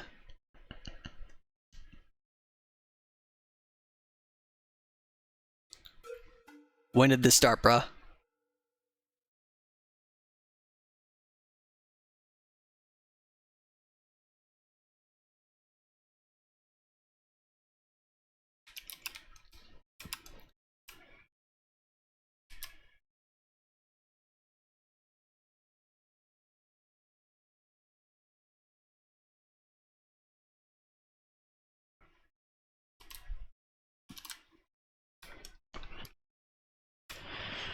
Lesson learned. It's a little bit difficult to draw at an angle.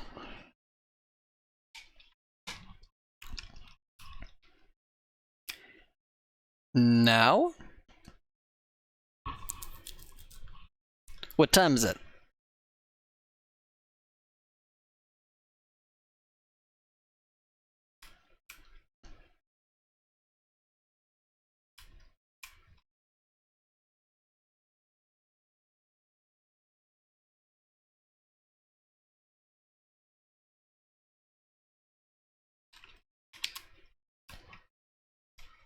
Right meow!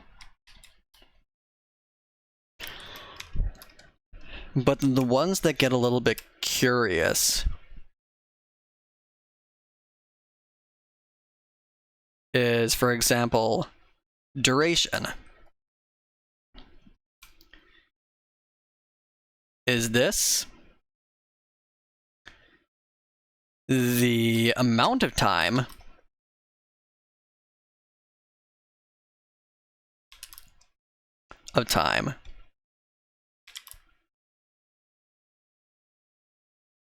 the timer can run for,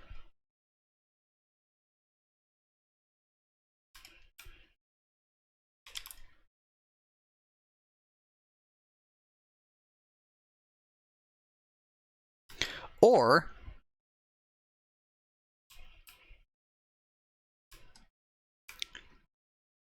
is this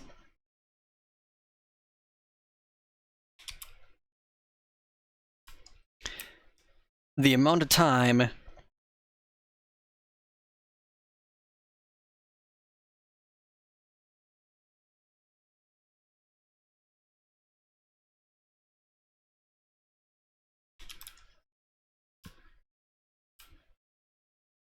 I know this song. The timer previously ran for.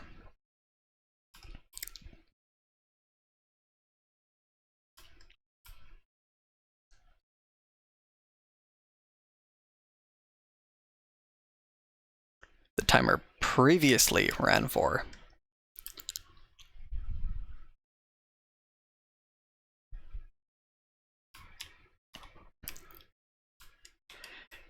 And the real question is,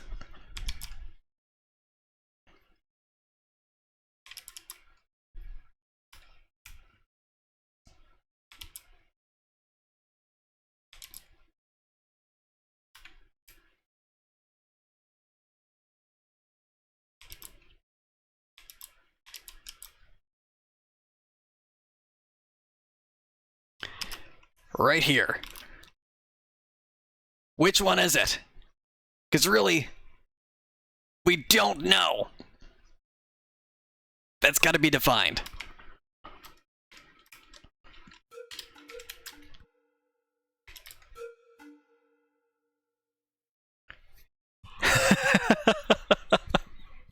Hit the reset and see if it vanished. Yeah. So we've really got to iron out our terminology here and say our time limit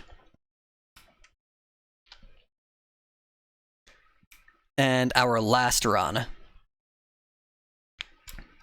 Because both of these are durations.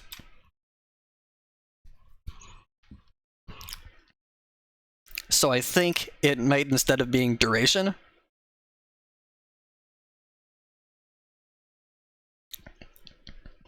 we instead use these two.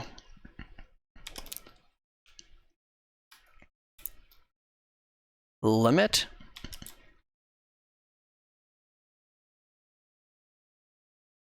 and this will still be duration, so it'll be limit duration. And I should reflect that accordingly over here. Let me just move this.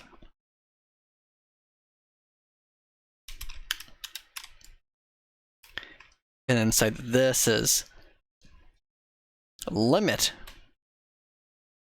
duration.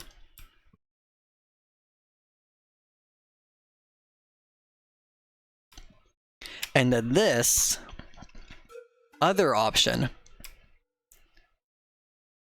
Have you ever thought of being a professor if you're not?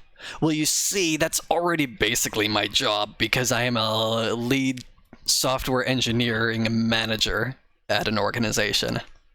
And so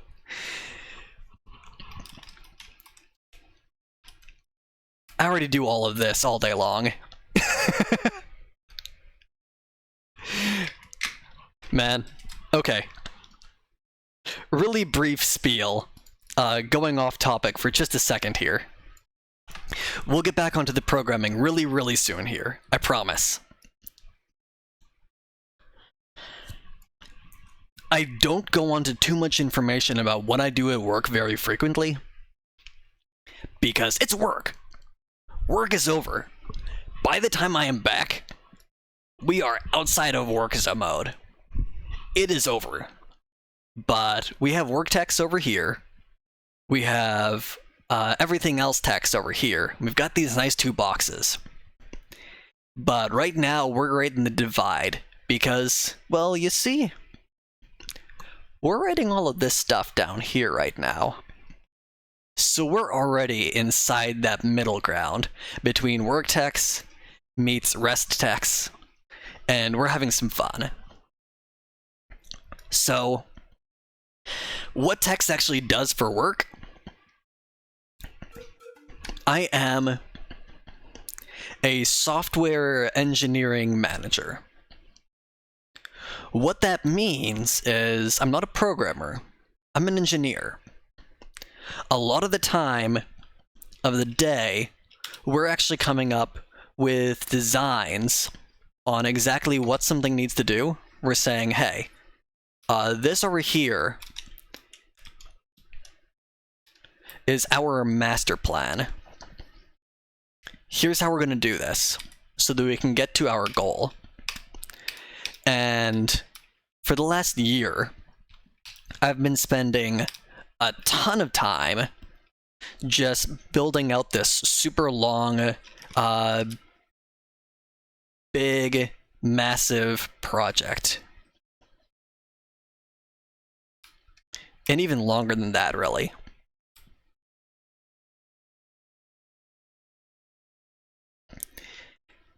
And this right here is where all of Tex's time has been going, which is usually why when you see Tex get back,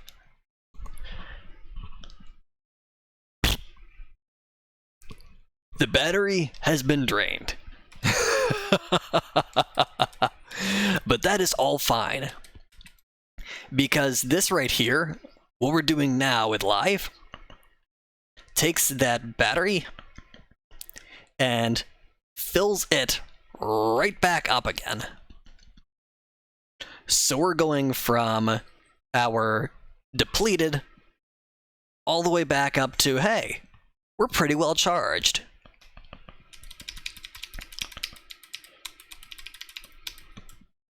But right now, we're actually having fun with the engineering.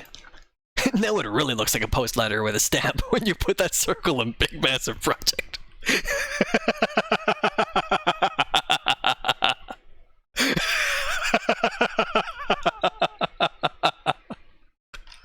I can't unsee it now. I can't unsee it.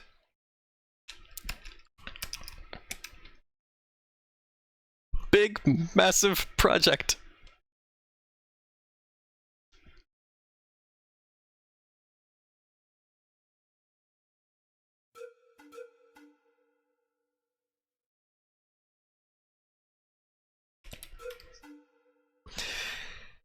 Oh boy. That's how we get world domination.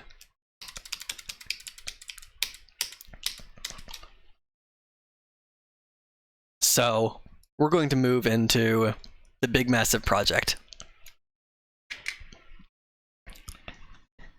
Once upon a time, I used to be a programmer. These days, a lot of what I do is making these designs that float around the outskirts of text and memory and say, this is how we're going to do things. We've got A plus B, and we join these together into usually what winds up becoming a terrible combination of the two, because they had to be monkey patched together instead of some new thing. But, well, you know how it goes. But nah, if we cross that out and say, actually, what we're going to do is we're going to build a swing set. We actually know essentially what we need to pull that off. And we can avoid making things too ridiculously crazy. And we also remember to bury our swing set with enough ground under these posts so that it doesn't just fall over when someone decides to swing all the way to the very top, because they can. And you say, uh-oh, what do?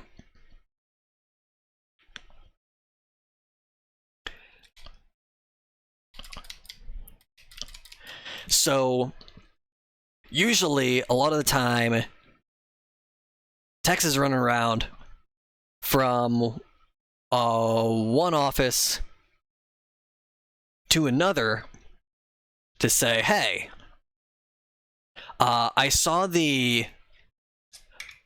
My goodness, I need to fix my alerts on my development scenes because apparently I have forgotten to turn on my StreamElements alerts on these scenes. Welcome in, Raiders. Let's get a shout out and make sure that my scenes are actually still working. But welcome on in. Let me see if this is going to work this time. Oh? Wait, I did that wrong. No, it's green. Crap, I did that wrong. Let's see. You were doing development. I always do Ooh. this. I always do this. That should be fine though, right? That should. Our overlay. Refresh you.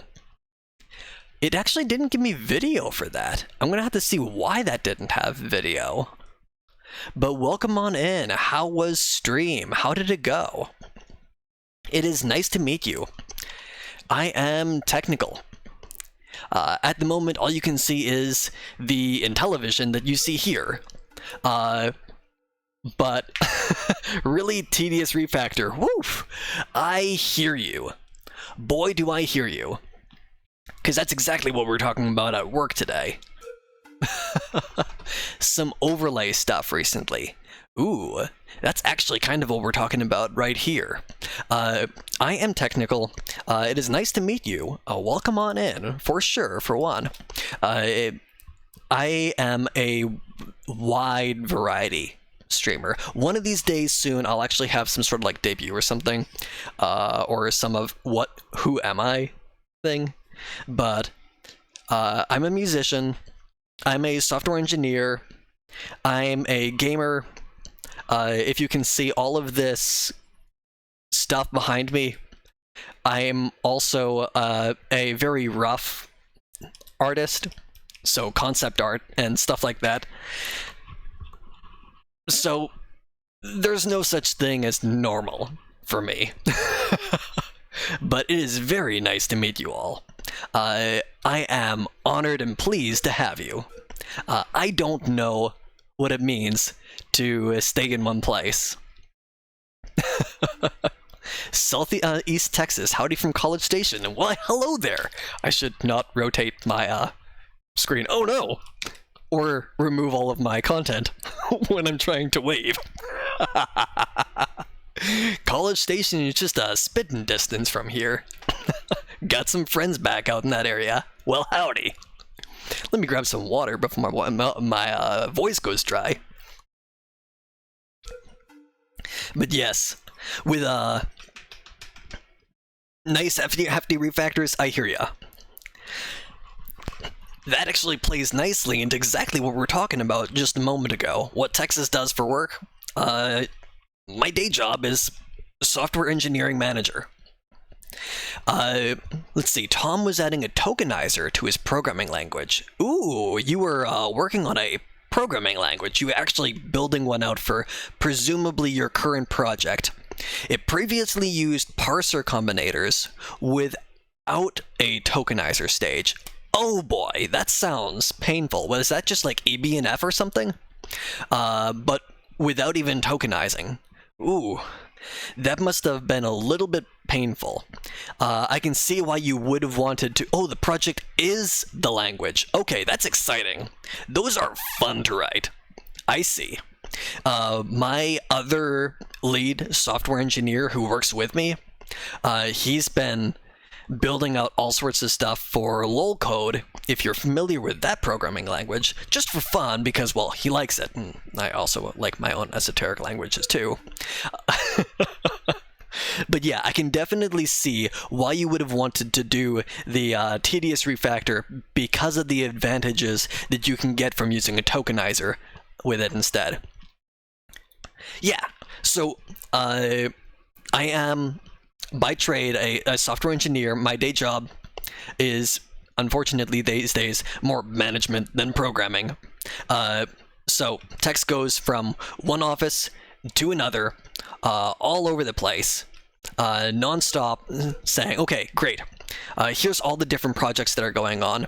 Here's the two things that like Bob and that Jerry are working on right now, and how those different projects are going to affect you over here at your desk.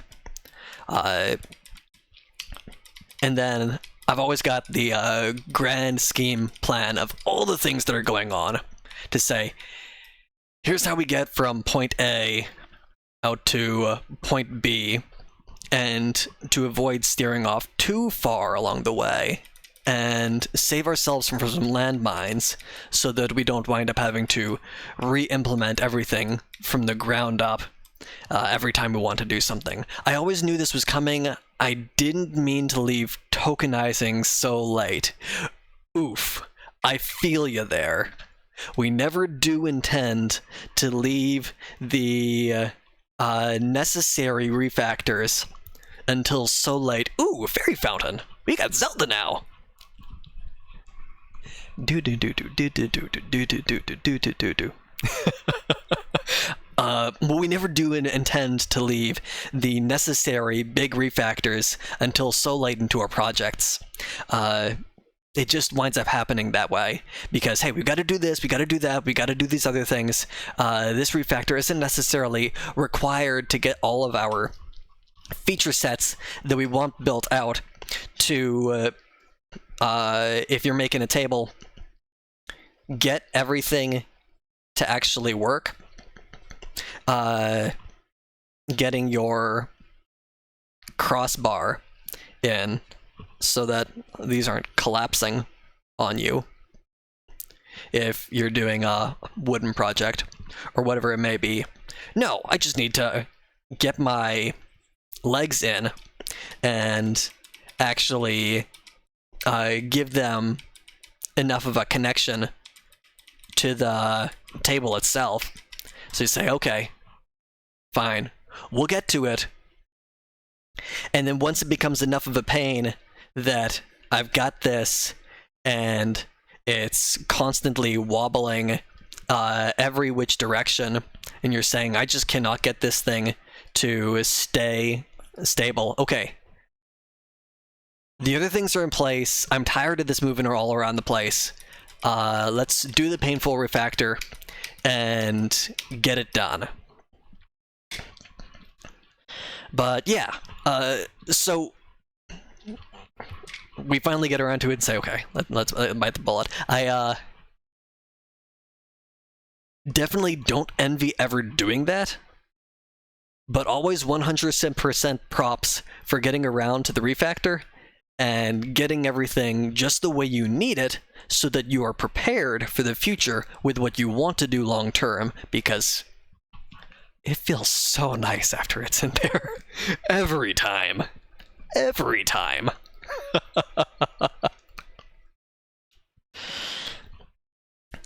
Let's see. What we've been doing today is we've got this grand old MixItUp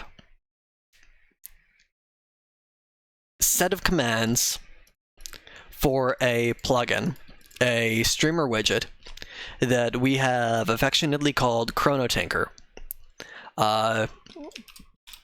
It is this nice little timer widget you see here that is currently counting down to doom from 30 seconds to 0 until we have been busted. And then once that hits 0, well, our time is up, we're gone. Boom, boom, boom. And then, oh, well, okay. Our time is up, we've got nothing left. So we've been actually redesigning this from being some 11, okay, 5, 10, 14 commands. 14 commands to actually make this work, between setting variables and everything else, to turn it down into just a single command so that we can share this with other streamers and they can say, okay, great, I'm going to download your command, and this one command has all of the stuff now instead of all these 14 ones. We're taking the emergent design from building everything out and saying, great, now let's summarize exactly what needs to happen, which is our master plan over here, and say, this is how we're going to accomplish it. Gonna move our text all the way up here, out of the way. And then zoom you in. We've got our core feature set from what we reviewed of all those commands. We've got our extra visual and audible feedback. You didn't hear any of the beeps and so on.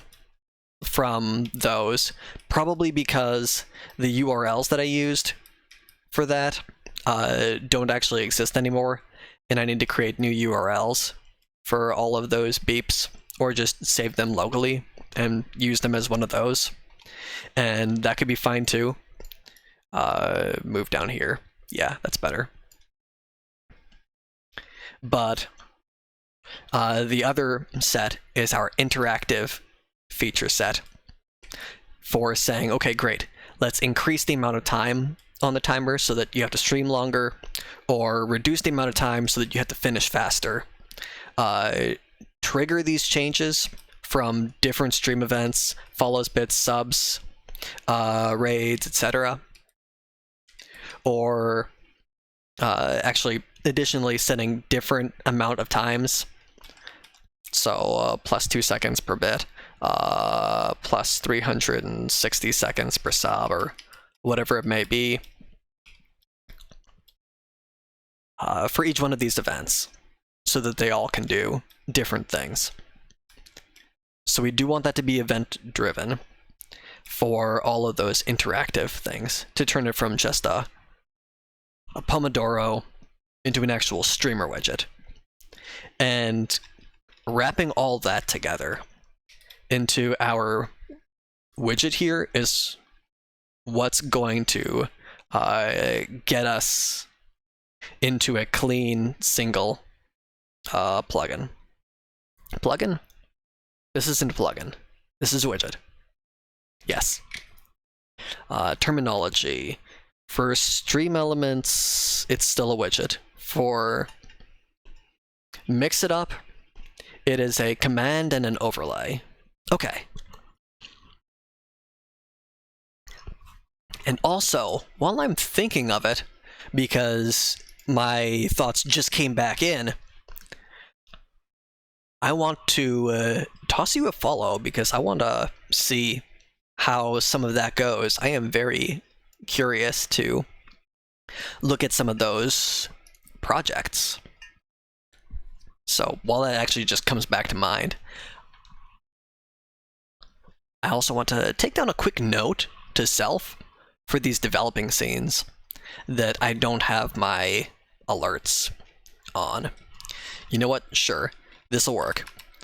We can do it this way. Yeah. And we can say,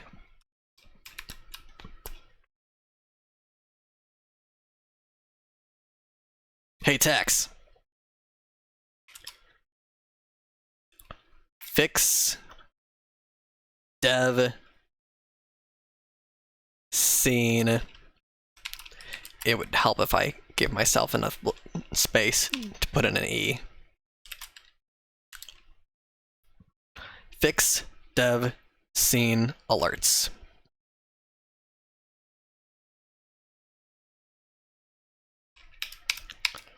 There. Now we might actually remember. But also notepad.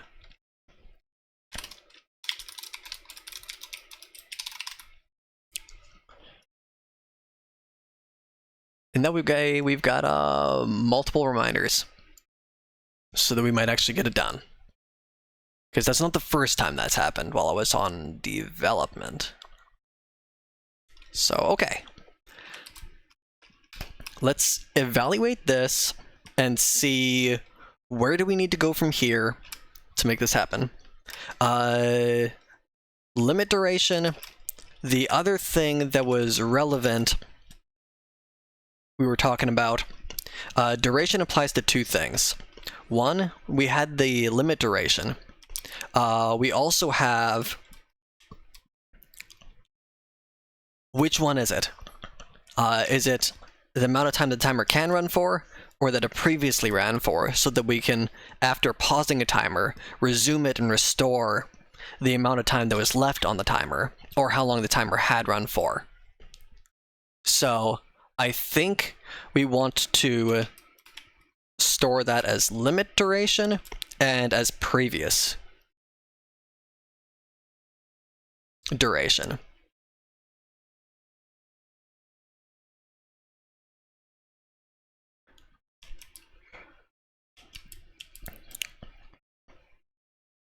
duration.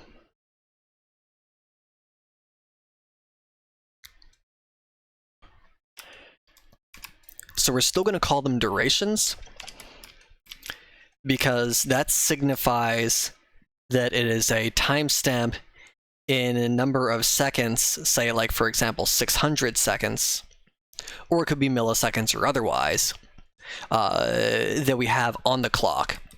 It's not a timestamp.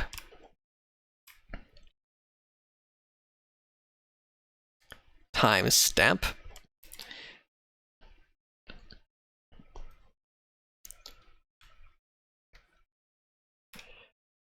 It is specifically a duration type. So a count in number of time units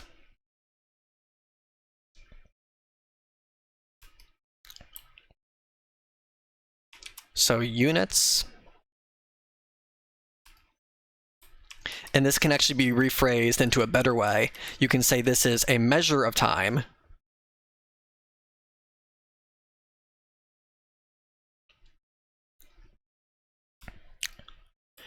between 2 points in time. 2 points. Yeah. Gotta remember to hold my pen in the right order so that it doesn't get ridiculous. 2 points in time.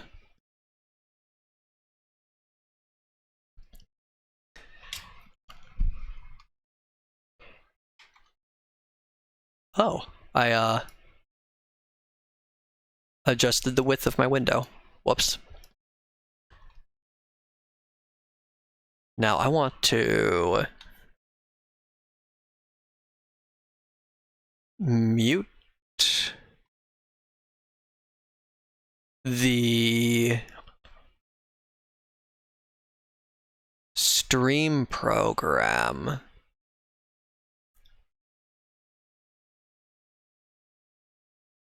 Musik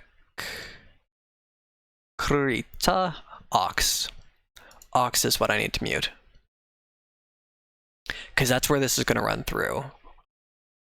We're going to do a really quick tweak on that shout out from just a moment ago. Since the program did bug, we want to fix that while we're thinking about that, because I think we can do it with just a single button here.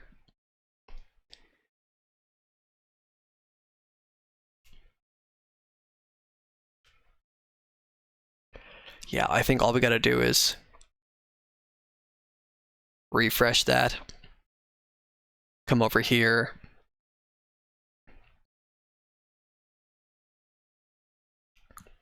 Yeah.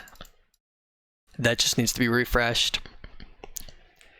And then we're going to test this once again.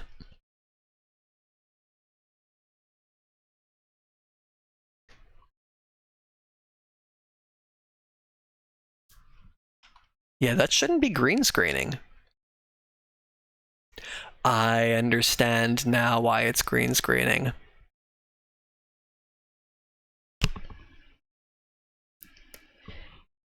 It's specifically because I'm on a MixItUp development stream today. I have multiple copies of MixItUp running on my computer right now. One for actually managing the stream, and one for all this development that we're doing. So I did this to myself. And sort of expected that it was going to happen and then forgot. Insert facepalm here.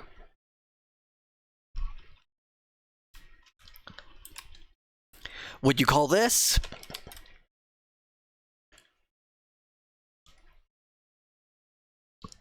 Is a derp.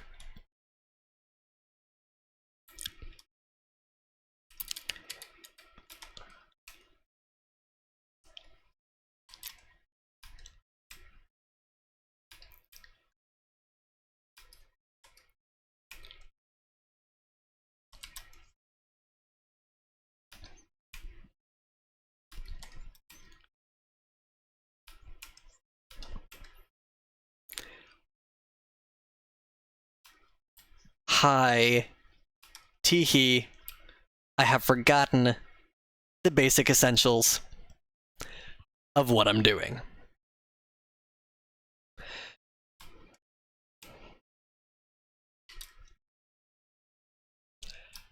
Derp. Now we know what happened. Okay, that makes sense. So yeah, this is a duration type that we're dealing with here. It's not a timestamp. It is specifically a measure between 2 points in time, between 2 timestamps.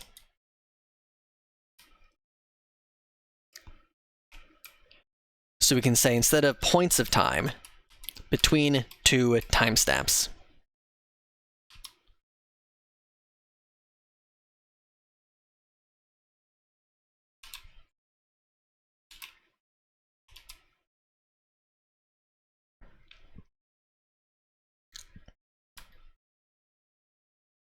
Measure of time between 2 timestamps.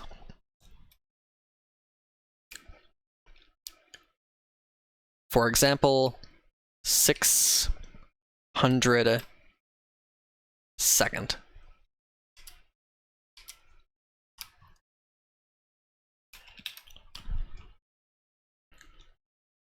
So those are our variables.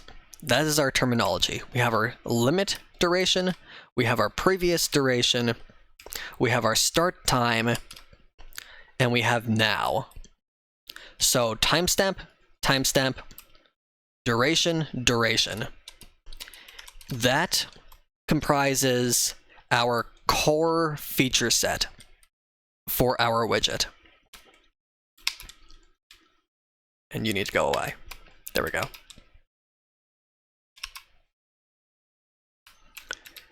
Now all those little scratches are cleaned up. And we want to hide that timer since it's, done now. Okay. So if pause, resume, reset changes the previous duration to 0. Duration should probably be instead called limit.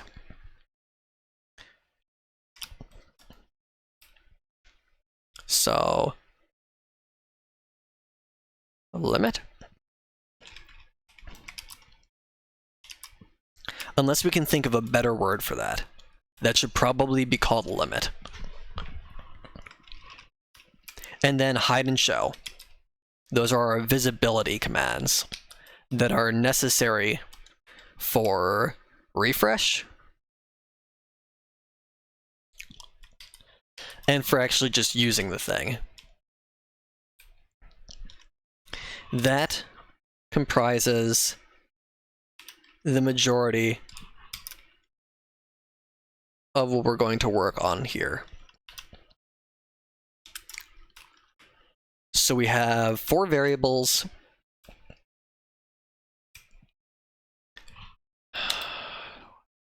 We have more than 4 variables. Which brings us back over to terminology here again. We have active,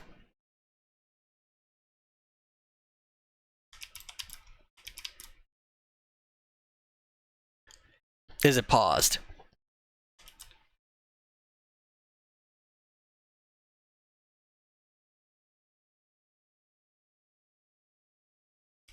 Or rather, you could rephrase that as, is it counting?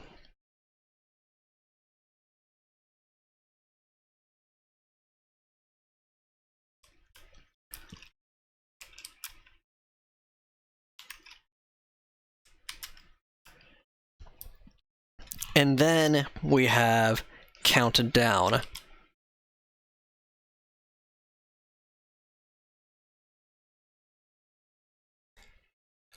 Well, howdy! Yoku! Like Ike! Hello there! I didn't mean to, turn the... Oh no! direction of my screen.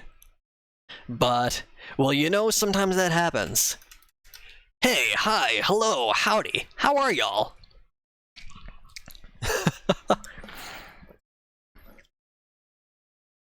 Back to back 2.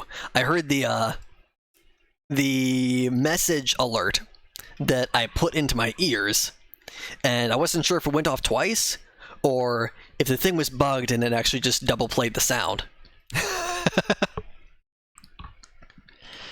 But yes, welcome on in. We are rewriting our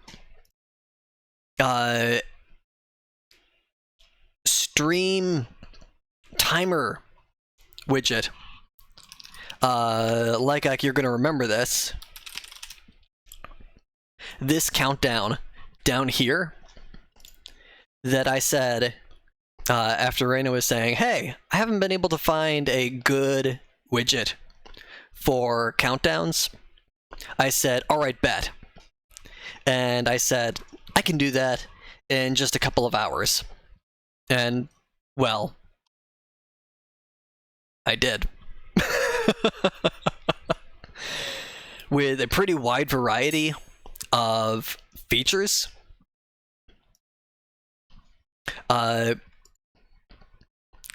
But we wanted to improve on it. So right now we're packaging it up into something that any streamer can add to their stream and use. Without a whole lot of learning or without a whole lot of setup. Just really easy to either install through MixItUp or through StreamElements.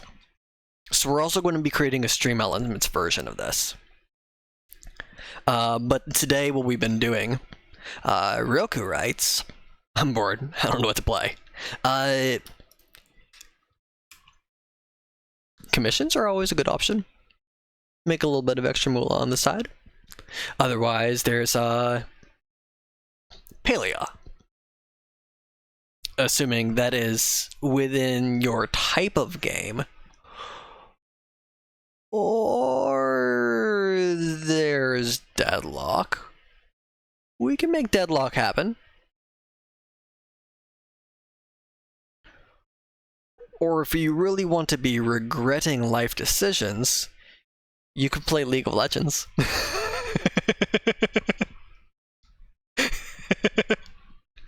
But what we've been doing today is we've been taking our previously developed stream commands from over here. Notice that there are 14 of them in order to make the whole thing work. Not all 14 necessarily need to exist, because that's like add, set, and subtract. There's a toggle, which is just a combination of pause and resume in one command. There's start and stop, which is a combination of reset, pause, and resume in different ways. And then the add, set, and subtract are basically split between additional event time and the base duration limit of the timer. Say like 30 seconds, but then someone subs and now you have to do it for 35 seconds. Or you only have 25 seconds to complete the task instead. Something like that. But 14 commands is a bit overbearing, so we want to turn that into something that you can install through one command, because you share these each command at a time. If I come over here, you come to each command and you upload that command to the community. So that's pretty bad. You could export actions to file and just have this one really big file that has all 14 commands in it. But then to actually share this, the only way you could share it is through a third-party site and say you have to just import this one file to get all of your commands. And that's not easy to set up. This should be easy for you to go in and say, oh, okay, great. I got the ChronoTinker command. That's got everything in it. Now with that, I add the ChronoTinker overlay, and I'm done. There's nothing else to do in order to get this to work. So we have reviewed what actually previously was happening, how that widget was working. We've reorganized it. We've redrafted it over here. We're in the process of the last steps of that right now to say this is the design that we need to do in order to make all this happen for our core feature set, for our feedback features, and for the interactive features to say, like bits, subs, follows, modify the timer. All of that is now encompassed in our design. We've planned for it, we've whiteboarded it, and this is how we're going to handle it. I'm building out our terminology over here. Our countdown, for example, to say, here's all the different things we need to store. Right now we've got 1, 2, 3, 4 variables that we need to keep track of. Just remembered another 2 a moment ago. Hey, is the countdown currently active? Is it running? Is it counting? And countdown can be described as, is it counting up? If I can write letters. Up or down?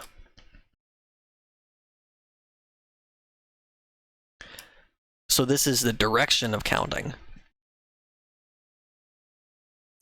And you could just say up or down.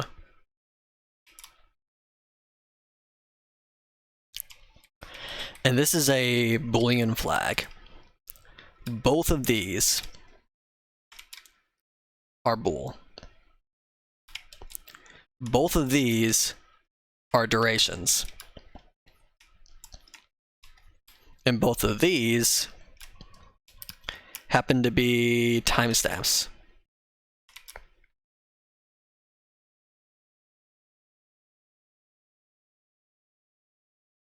And I guess I should not include an S if I want to actually keep in with the convention of the way that I wrote the other ones. Just take that, yoink, good.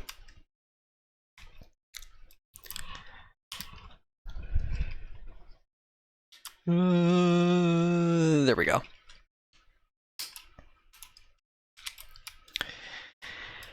But I think those variables account for everything that we actually need to do here.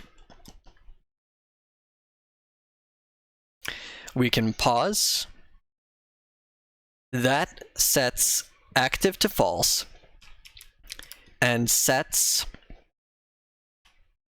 the previous duration to now minus start time. We can resume, which similarly sets active to true, so it's now counting again,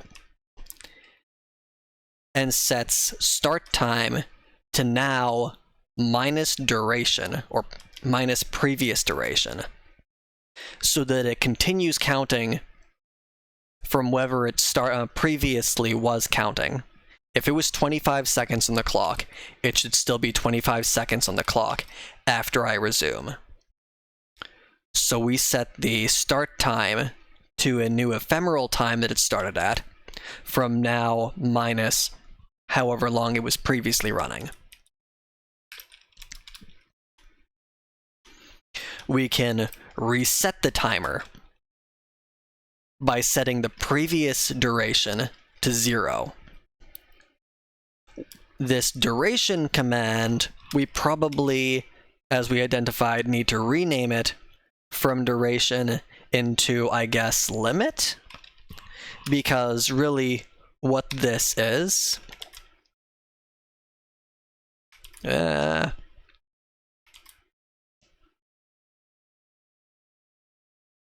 this sets how long the timer can run for. So what we do is we set the limit duration to some number of time. For example, 30 seconds is how long we can go for. If I type in chat, timer duration 10, the command is going to be deleted because I just have it set to delete commands at the moment. But then I say timer start 8, 7. You can see it's already dinging red. It's only got 10 seconds on the clock. Timer duration 30. Okay, I've bumped up the total duration to 30 seconds. It had already run for 10 seconds, so it has 20 seconds left. Now it's back down to 10 seconds, so it's going to start bumping red again. 8, 7, 6. So that's the duration, but that probably should be set to limit instead of duration, just so that it makes more semantic sense with regards to what that duration is. Because as we identified, which one is it? Duration could be the amount of time it previously ran for, or the amount of time that it previously ran for, or the amount of time that it can possibly run for.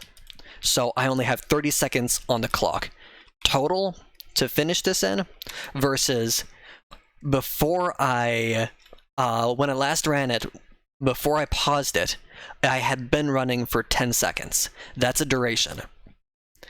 So it could have been, I had previously been running for 10 seconds, or I can only run for 30 seconds. So we probably want to rename this to the limit. And then the other is the previous. So previous duration, limit duration. And likewise, that duration command probably needs to be renamed to limit. So limit, we can say limit equals x. Ooh, thank you. Hello, Bagelnut. I didn't want to delete that. Whoops. I'm derp. Good evening. Hey, hi, hello, howdy. How are you, friend? Give you a wave. And apparently I'm almost out of water. We have been developing a stream, well, not developing, redeveloping. Yes, you did. Yes, you did make me delete my work. We have been laying out our timer widget that we previously developed over here, which became an overlay in 14 commands, and we're summarizing it into something that we can save as a single command for sharing, and then implementing that as well in StreamElements. We've gone through our review process. We're in the summarize process with our master plan. We've identified most of what this is. We just summarized and finished off what does pause, resume, reset mean. And we're in the middle of the limit meaning right now, which I think we just wrapped up as saying, hey, that limit duration, okay, straightforward.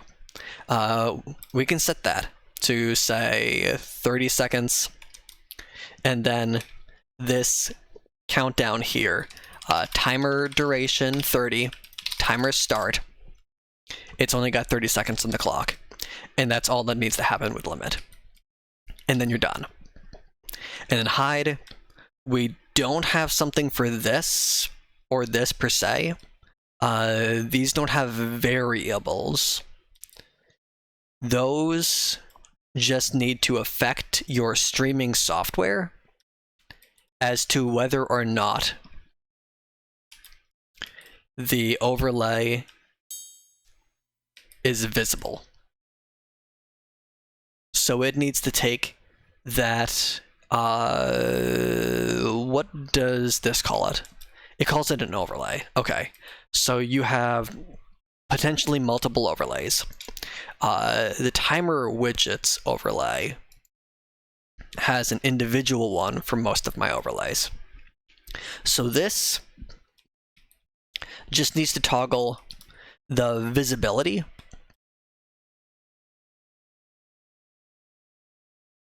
So visibility. Whew, so many eyes. To false. And then over here to true. And then we're good. And we could store that as a variable.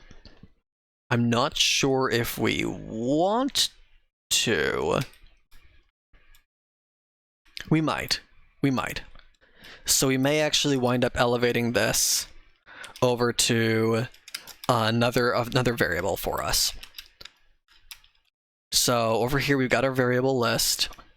Terminology has sort of been creating one for us, which we should formalize now before we forget. We have our start time variable. Start. And I'm going to actually use snake case because I like snake case for readability. Start time. We have now, which should mostly be a function. We have active.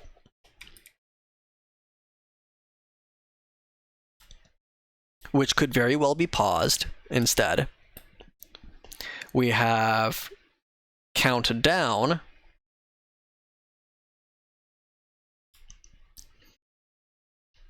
We have limit.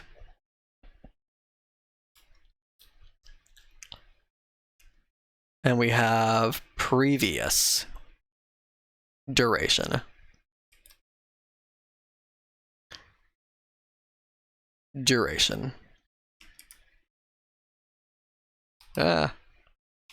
I lost my color. And I guess we'll call this limit duration for clarity, since there isn't necessarily data types.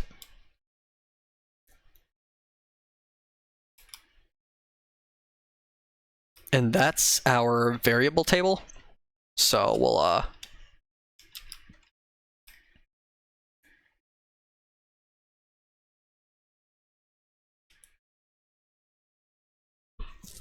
variables for our widget over here. The buzzer and the flash are config, not necessarily commands. So we have another vector for something called config, which is going to be things like, for down here, what is the color?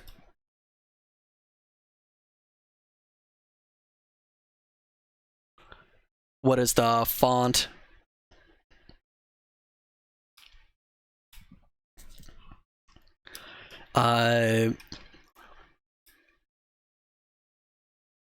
Do we have flash on? Which is going to be a sub value, which is enabled. And then we have the frequency. And then we have the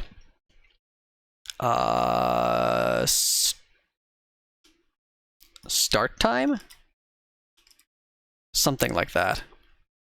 Essentially, when did the flashing start? Like, for example, at 10 seconds remaining.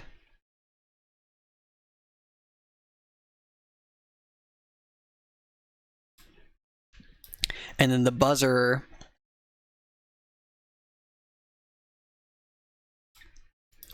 actually, before we can even go to the buzzer, we have one more thing. Color. If flash is enabled, what color should flash do? We have that set to red, but you probably want to be able to configure the styling of that. And now we have the buzzer. Same thing. Is it enabled? What's the frequency at which it buzzes? Actually, we have two different kinds. We have our beeper,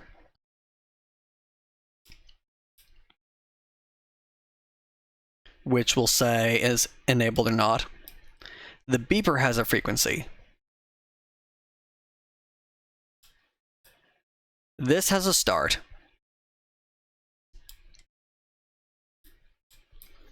And the beeper should actually be in sync with your flash. So you might even say beeper is a sub config of flash.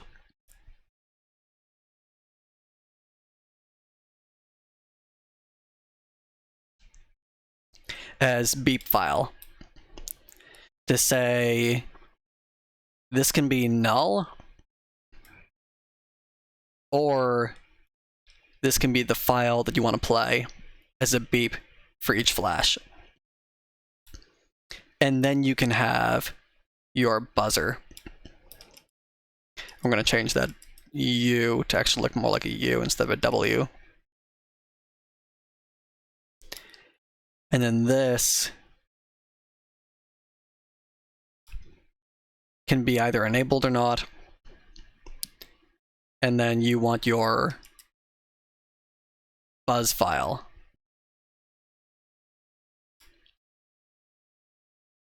And that's about all that you need there. That's your config, pretty much. Now this could get more detailed, more in-depth, if you wanted to say, for example, hey, I want to be able to take all this down here and give it like custom borders so that I can do really pretty things like boxy characters, or really anything with how you want your time rendered.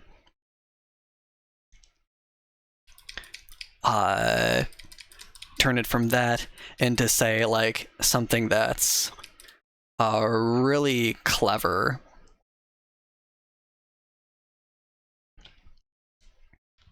So it can be just outlines, and then that's colored in, or whatever. So you could say, instead of just the basic config for this, you could also have an advanced CSS file to replace the simple color and font for all the customizability, which could also play into your flash as well. So if you have a CSS file for your config, then that would override your color and your font, the color of flash, and things like that. And you set that config through this advanced CSS file. Now back over to our master plan, and let's hide that timer again. Go ahead and stop that. Any other variables we have would be under our interactive feature set. So we have our event limit.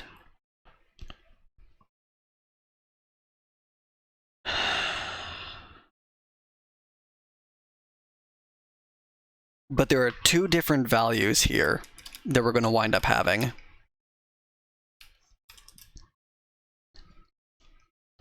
One of them is a tweak to the amount of time that can happen on your regular limit, but then another one is a cap to how much that can be modified. So this is a limit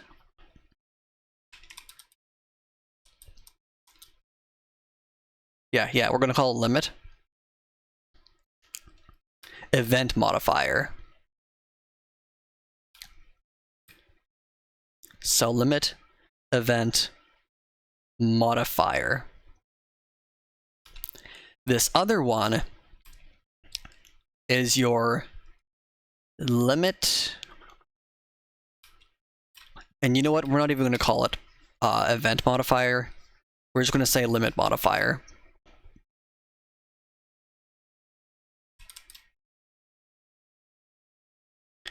So then when we come over here, we can say limit modifier cap.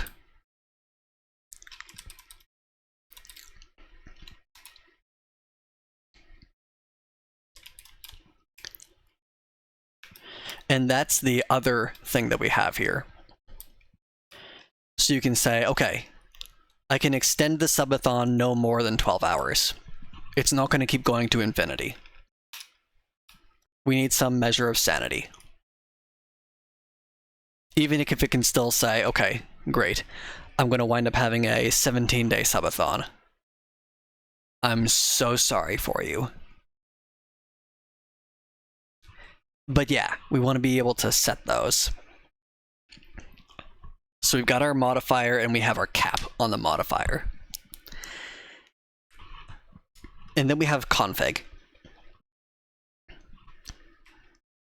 And that's definitely config, not command stuff. These can be commands, in fact, probably need to be commands.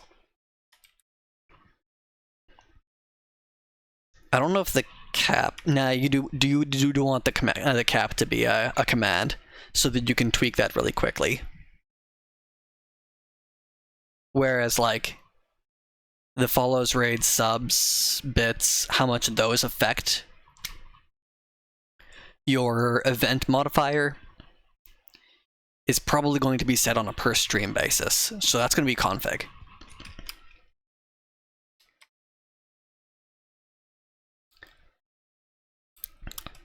So these two are command variables.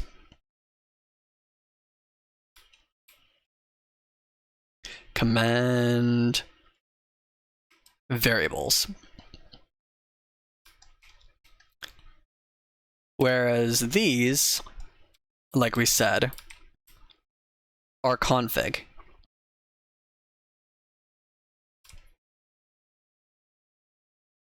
So we come back over here,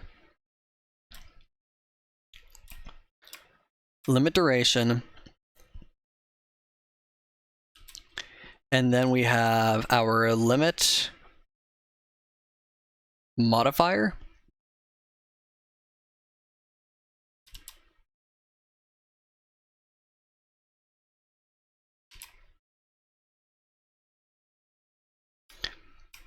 We have our limit cap.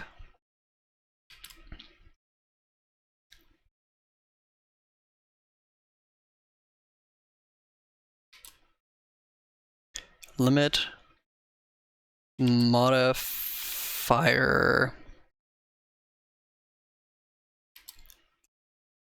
cap.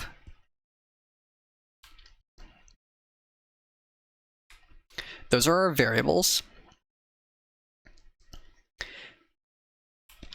And these are for events. So we'll separate that just a little bit. It's still part of the same thing, but it's for a different purpose. And then for the config over here, what we have is follows, subs, bits, raids, and who else knows what.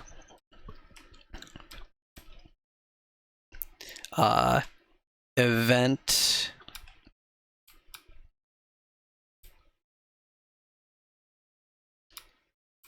amounts? I don't know, what do you call that? Triggers.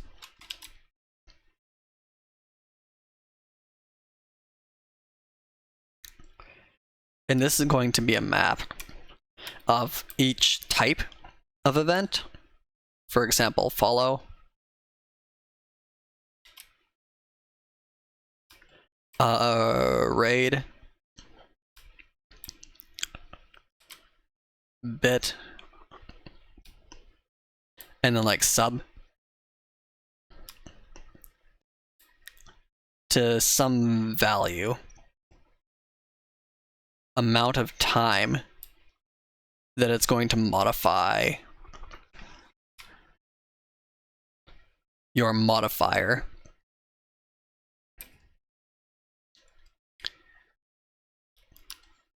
For that event.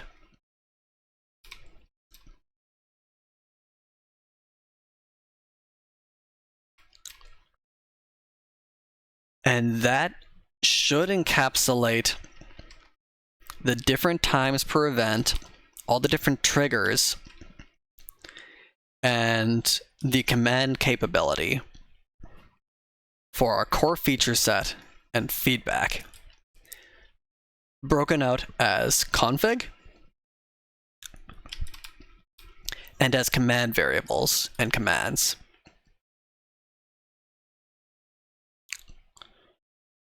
With that, I think we're pretty much set to say, let's make this a widget. So we're going to save this. Let's actually make a new directory for all of this.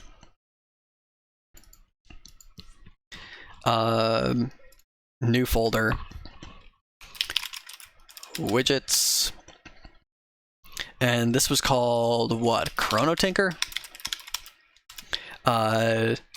Documentation.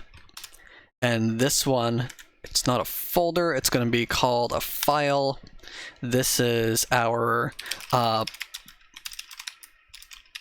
plan sheet, because it's definitely a sheet. We've got our terminology up here. We've got some of our core functionality, our base functionality, our variable and config sheet, and then the features that we want to implement and how each of those basically work, broken out into different sections here. I should probably put on an extra bar between that. Yeah, that helps. And then this is just our outline.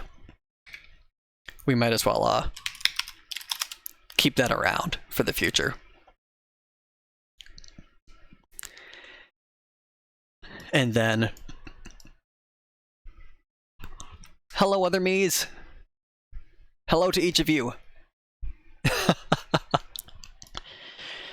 That is probably all we have time for today, but we're actually going to reference that plan sheet that we put together, and next time go through actually developing that thing. Still, we haven't determined how on earth we're even going to get this all into a single command. There are some problems that we're going to have to find solutions for. We don't know what those are at this time, but we definitely should close out for the night, since it is pretty close to 11 o'clock over here. And I am going to need to get some sleep for work meetings in the morning, since like we talked about earlier, hi, I'm Tex. I'm a software engineer. I do a lot of management at this point. I didn't even get to do any programming today. I was just back and forth between people's offices, talking about roadblocks, doing project planning, going over meetings, doing code reviews, and as soon as I finished with any one of those, I went back onto another one. So we're just cycling back and forth between meetings and reviews, and back and forth running between offices until the day was over. I didn't even get to do any programming, so they haven't gotten to have any help from me on that. Instead, I think I wound up creating 5, 6 different issues of things that we actually need to do, that we've identified from our current feature set before we're actually done with our deadline that was on September 1st. 3 days ago.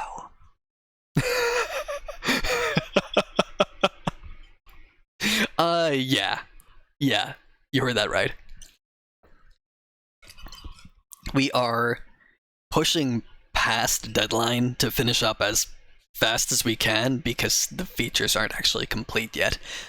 I did tell them ahead of time, hey, we're not going to have something to show you for this month because this is a bigger feature set and it's not going to actually wind up fitting before the end of September, or before the end of August.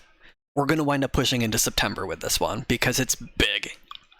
But yeah, because I know I'm going to be running into a whole bunch of more meetings and whatnot with all that tomorrow, yeah, we should wrap up and get going for the next day. Good night, thank you. I appreciate that.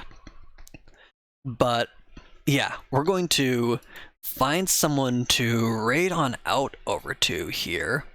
I actually have someone already in mind, because I see them in live and I haven't actually gotten to raid them before. They are super chill and they're actually working on art at the moment. One of the nice people that I wound up meeting through the apple orchard, from one friend to another, raid in, raid out. You get how that goes. I haven't actually gotten to raid them before, but they have a very comfortable sort of streaming environment, which is similar to what you were seeing here today, but a little bit more music and a little bit less non-stop technical yap. So thank you for stopping by. Thank you, Luna. I appreciate that. I'm always glad to be around and chat with y'all. I have not been streaming much. I was very glad to have all of y'all here today. Thank you to Tom for the raid. To everyone who dropped by in chat, to hop in, don't eat yellow snow. Yes, absolute reminder. Do not eat yellow snow. It's not lemon flavored.